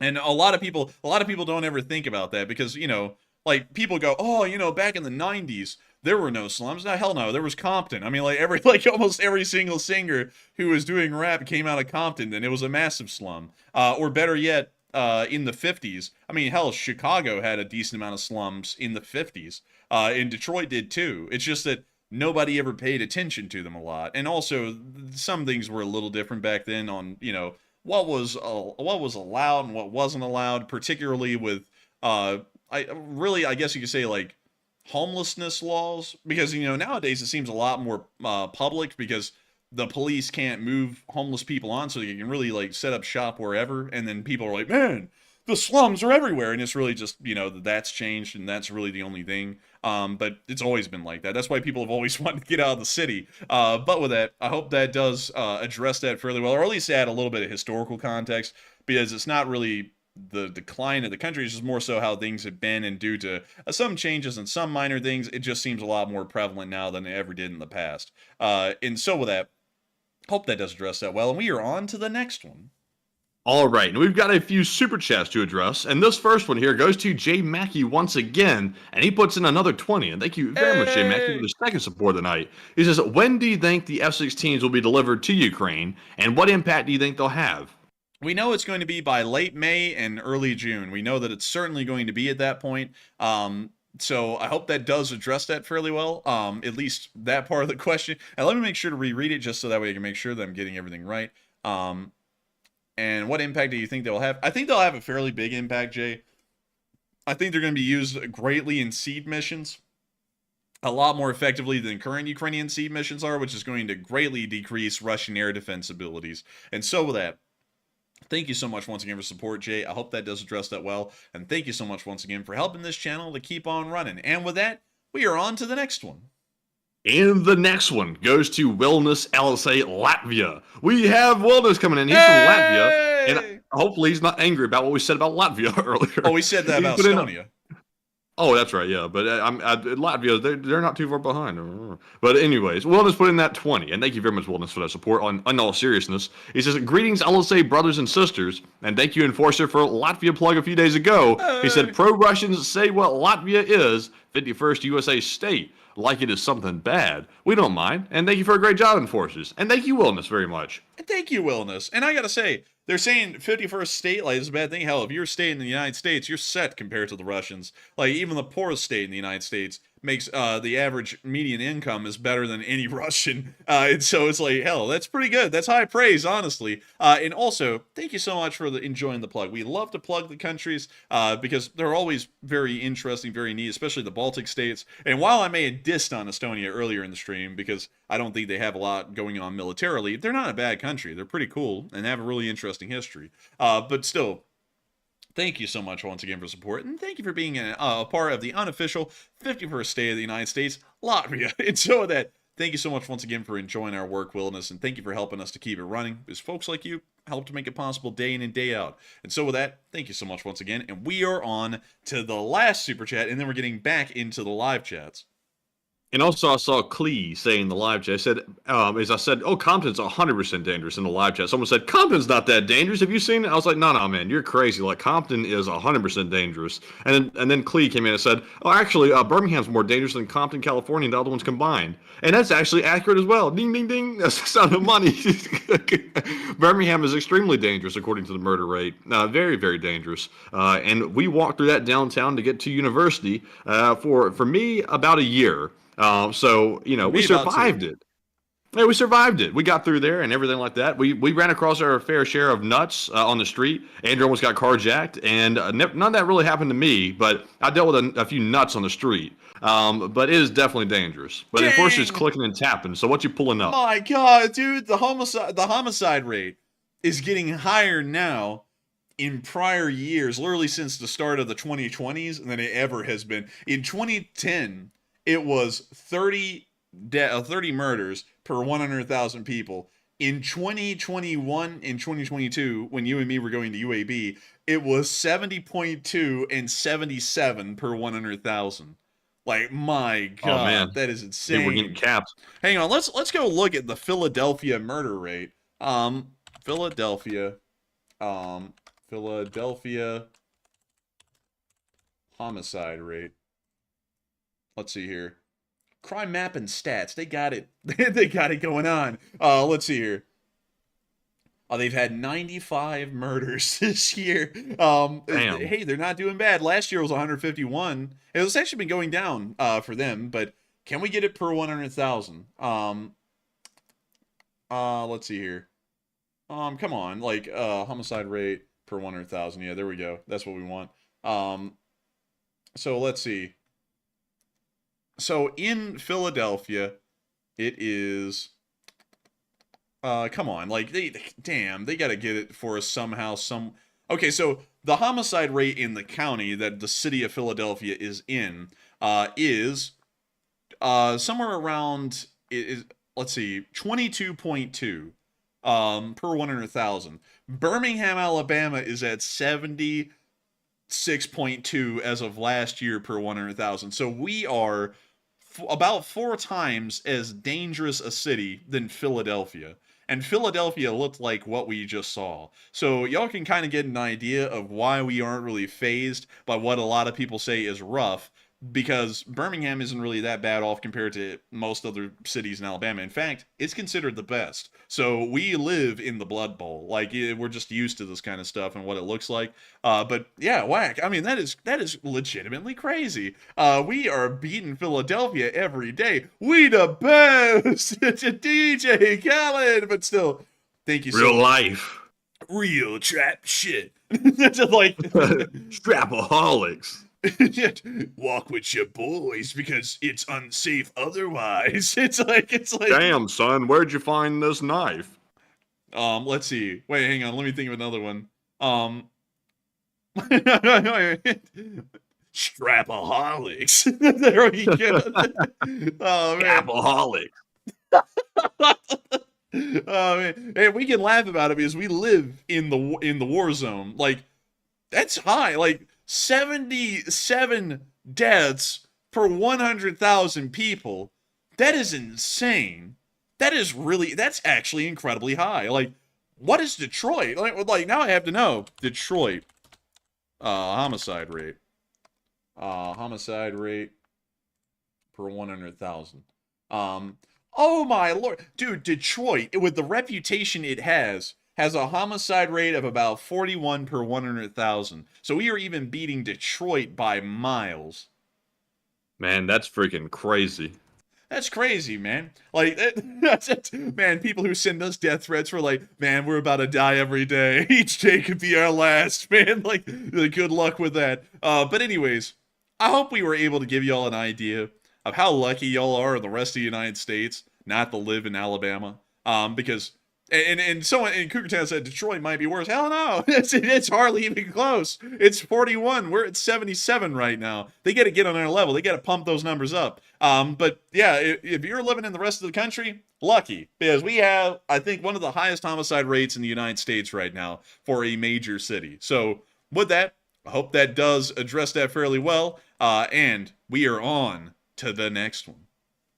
All right, in our next one goes to Steve Trouble, who puts in a $20 donation. And thank you very much, Steve, for that support. And he says, do you think that changes in Russian military are to prevent or reduce some of the corruption costs, putting an accountant in charge, ? And are Russian troops near border regions not a legitimate target for Ukraine until they cross? Usually they're not a legitimate target unless if in very rare instances where it's a high value target like a SAM system, unless if they cross, at least that's what we've seen based off of what we know. And also to answer your other question, I don't think the accountant guy is going to be doing a lot to stop the corruption. It's just going to be permissible corruption because he's in with the inner circle. Shoigu did something that apparently displeased Putin enough to remove him because his corruption was unacceptable, or at least the kind of corruption that he was moving through. But corruption is the way of the Russian government, so they're not going to be curbing it, and they're not going to be even stopping it. They're just going to be changing the kind of corruption that's going on. And so with that, I hope that does address that fairly well. And with that, we are on to the next one. And also, I see here that Irish Ed, he put in another $5 super chat, and he said, "You guys aren't making me feel any better." And he put the very upset face. And I'm sorry, Ed. That was not the intention. But honestly, though, this is going to sound kind of bad, but it's just kind of the state of affairs. But I would honestly, if your daughter does not know how to shoot a pistol, I would probably show her how to shoot one and maybe get her a concealed carry pistol. That's what I would honestly do if it was my daughter. Because these days you really have to know how to shoot a pistol, and if it's not allowed because she's going to college, most colleges will not allow you to carry a firearm onto the campus, and you can't break the rule or they'll expel you. Then pepper spray or something like that would be a good thing. And then honestly, as a female in a very dangerous area, your best bet's probably taking off and running and calling for help. But it's just so unfortunate that some places have gotten so bad in America that you really have to come to that, and you have to actually carry a pistol just going to college. But that's the unfortunate state of affairs. But Enforcer, what say you? And another couple of ideas that your daughter could have in case because a gun probably won't work on a campus. Most likely not at all. Pepper spray may even be a bit of a stretch because I remember UAB wasn't really a big fan of pepper spray much.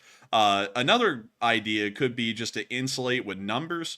So, walk home with a friend or a group of friends that live in the same dorm and just walk as a group. That might help.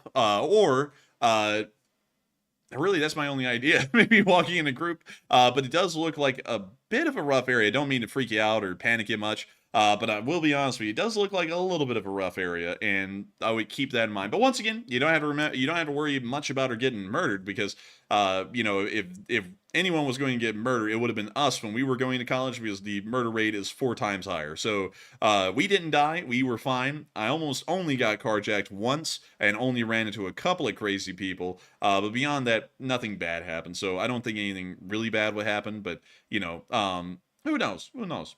But that would be my best answer. But with that, we're on to the next one. All right. And also, I saw someone say a burner is legal. When I first read that, I was like, a burner. I was thinking, like, he doesn't mean like a throwaway pistol or something like that, does he? I'm like, I don't think that's legal. But then I pulled it up and I see he's talking about like a pepper ball gun. I've never heard of it or seen it before. That's actually pretty cool. It like shoots pepper balls out of a pistol looking thing.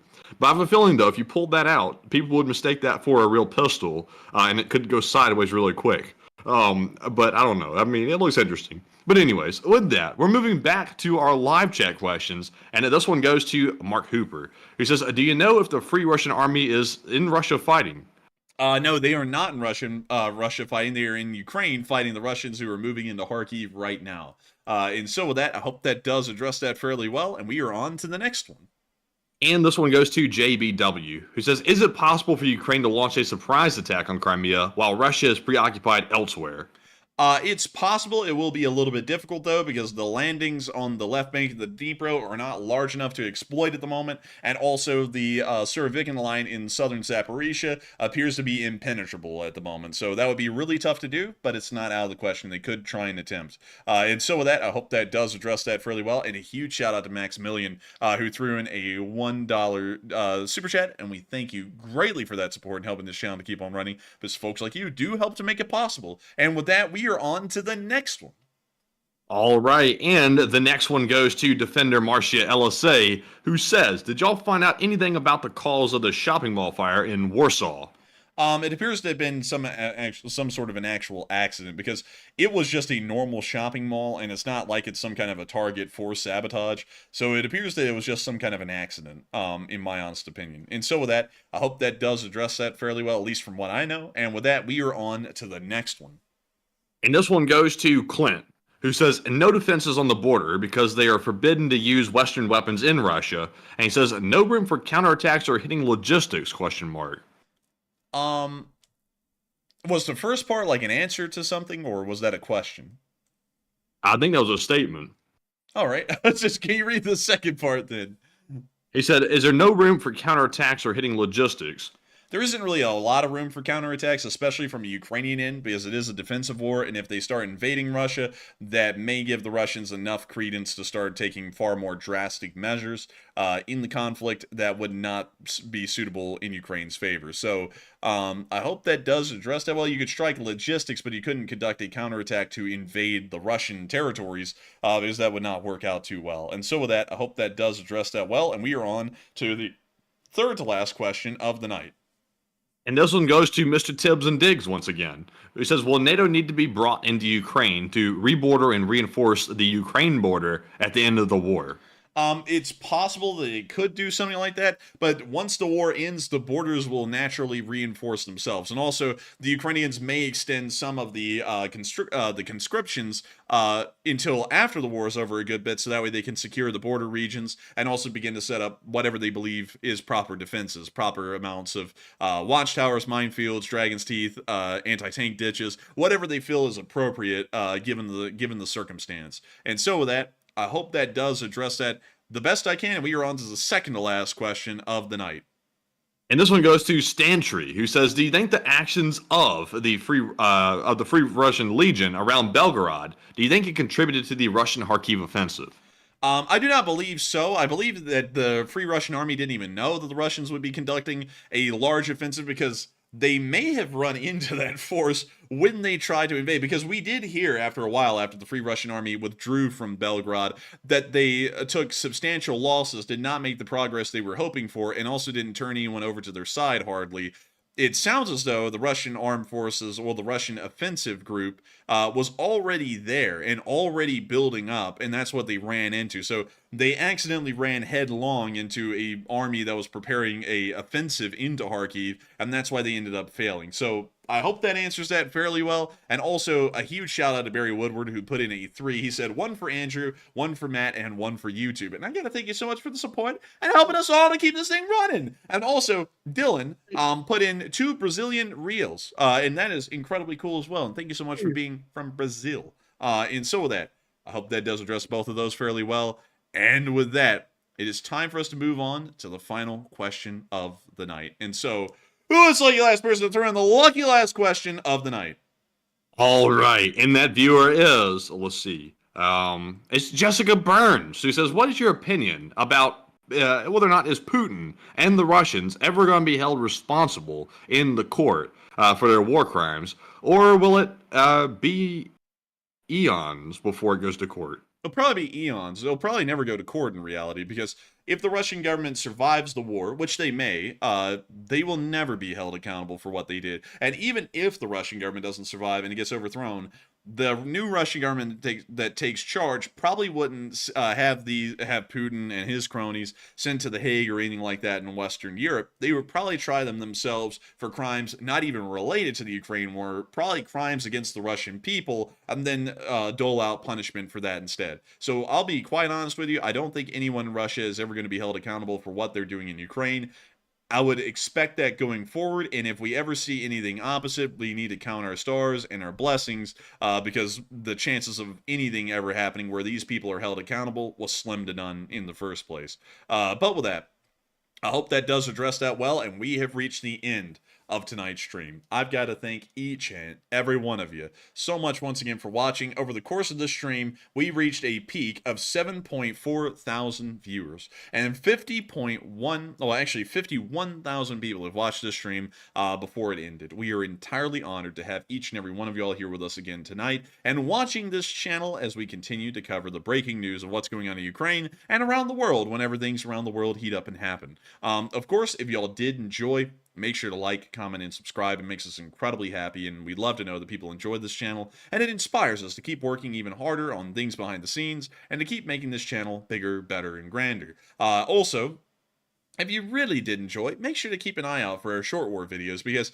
3.5 hours of stream isn't for everyone. It's enough for most of y'all, but some of y'all want something a lot shorter. And we do run short war summaries pretty much daily whenever we have enough news. They're about, I think, 10 to 15 minutes long, sometimes a little bit shorter than that. And they cover all of the major topics of the war in 10 to 15 minutes. And so those are a lot more palatable for a larger group of people. So if you didn't really like the stream, there is still something for you that will get this news out to you. And so with that, thank you all so much once again for watching. Good night, good luck, take care, stay safe, Slava Ukraini, and long live the Lee Spring Army. The Lee Spring Army will never die. Put an LSA in the chat.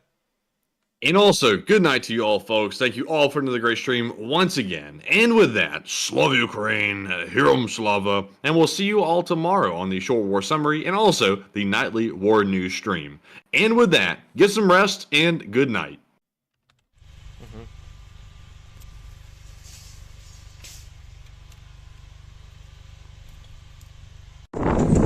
Yes. The Lee Spring Army sends its regards.